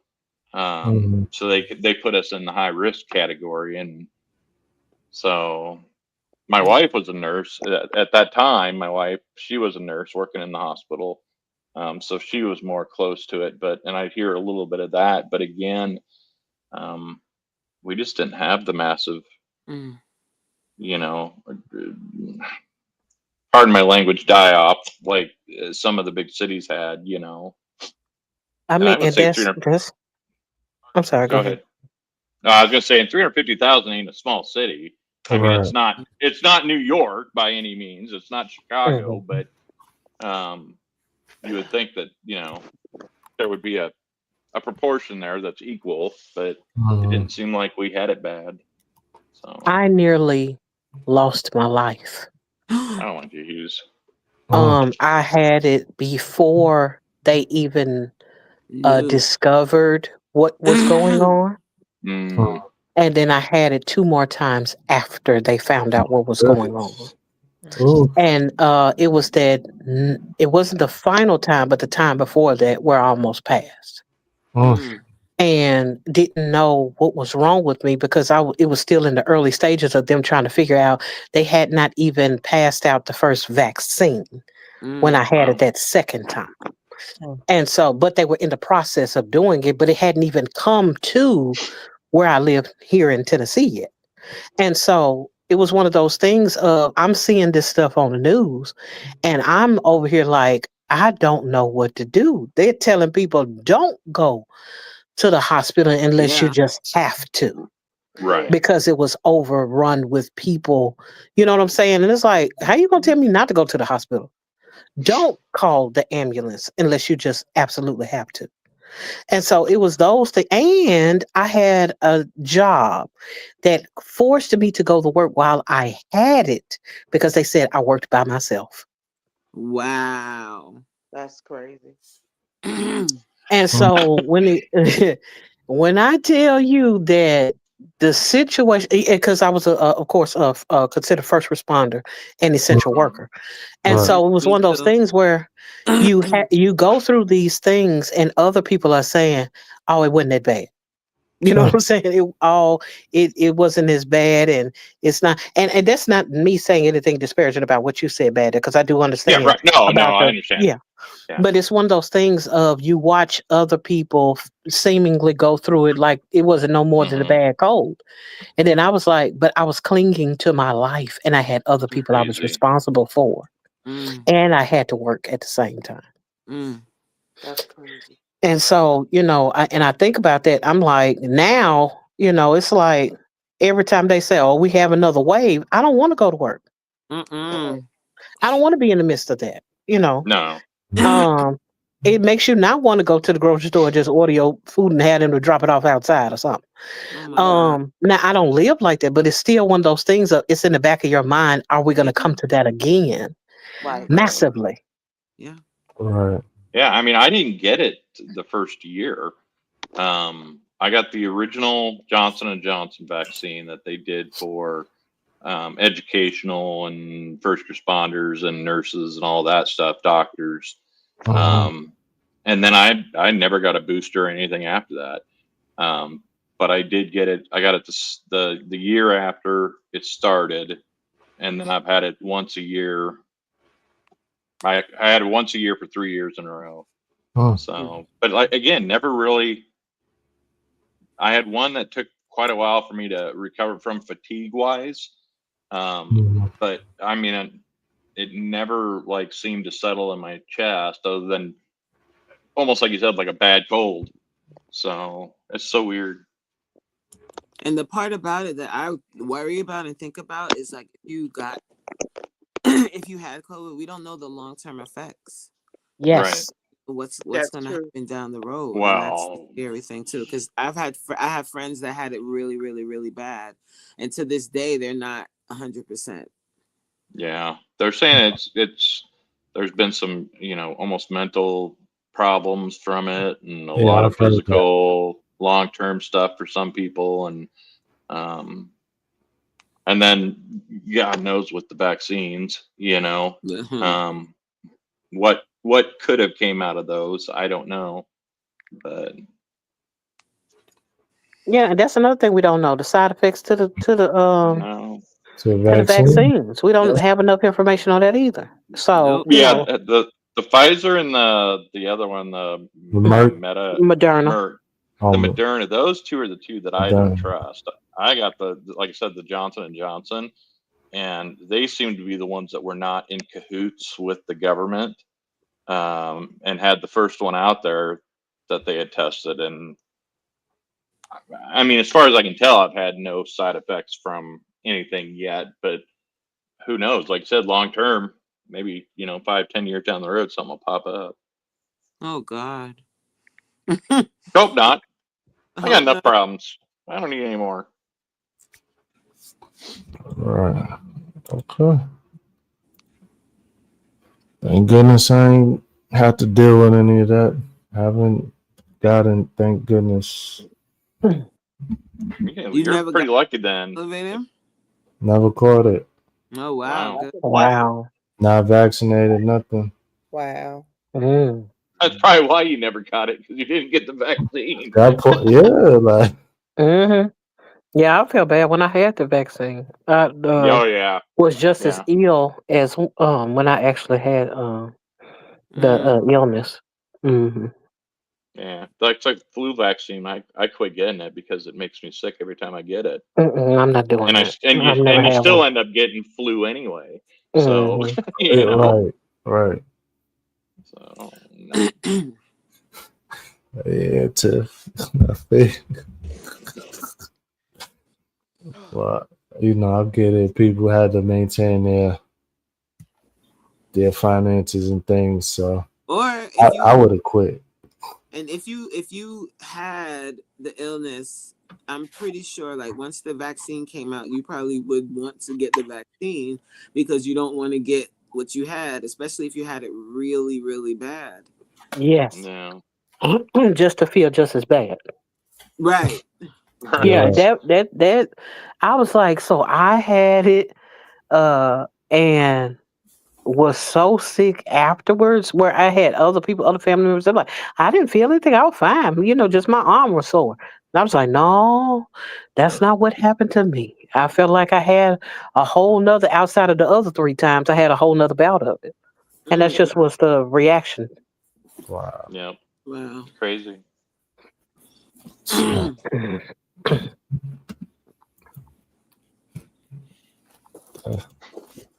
That's what happened when y'all let go of control. Yes, Yeah. indeed. Yeah, Tiff was cheating. I got a religious exemption with my And child. the fact that she said she got it quietly is the part that's hilarious to me. Right. She snuck and got that one. She tiptoed in that one. Yeah. At least I said I was scared to invest because I thought I might get laid off and need the money. Yeah. I made so much money, I can't even tell no story. I was Man, rolling over and coughing and let me making tell money hand you. over fist. That's the thing. That's the thing. As I was an essential worker and we worked on a special team during that time. And wow, we got all kind of COVID pay and this. That was the only thing about it. Not me. I was on the special No, team and had I could I get into would. the Well, building to I could take 24, them. but Yeah, so. I mean, Well, luckily I never really had to go down there. But yeah, I mean, just for what I do, I have to be for business continuity, and that was probably the only reason I actually got the shot, was just in case I had to be exposed to other people. But I didn't get no frigging extra pay. What the hell? essential Yeah, workers. but this is the thing. Like, the job I was doing at the time, I had to go into homes.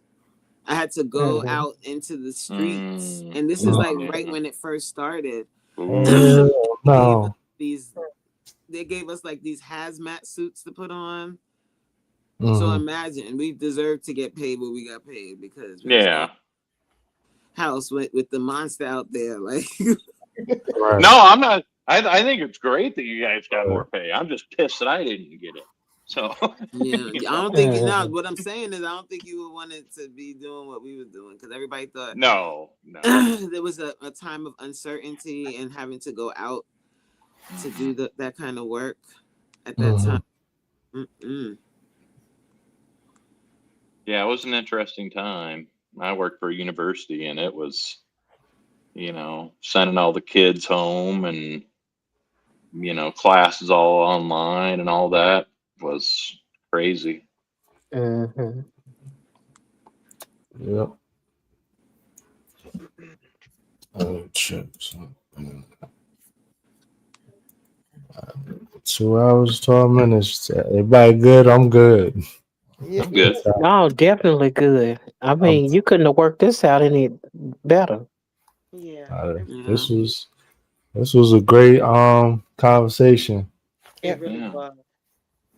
Yeah, thank you for letting me come up and Of course, enjoy man. in the conversation. Thank you for your input, Bad Duck. Not yet. Yes, Yeah. indeed. That was great dialogue, for real. Yes, absolutely. You do better with dialogue than when you do with your bad jokes. Don't make me start. I'm trying to be good. Oh Lord. On that note, all right, y'all, we're gonna end the stream here. Thank everybody for joining. Could have been anywhere in these internet streets, but you're here, and I appreciate you for that. So we're gonna be back here tomorrow, same time, 9 p.m. Eastern, with another topic and some more dope conversation. Everybody take care. All Good right. night. Good Bye. night. Y'all have a good night. Good night. Good night, everyone. See you Good tomorrow. night.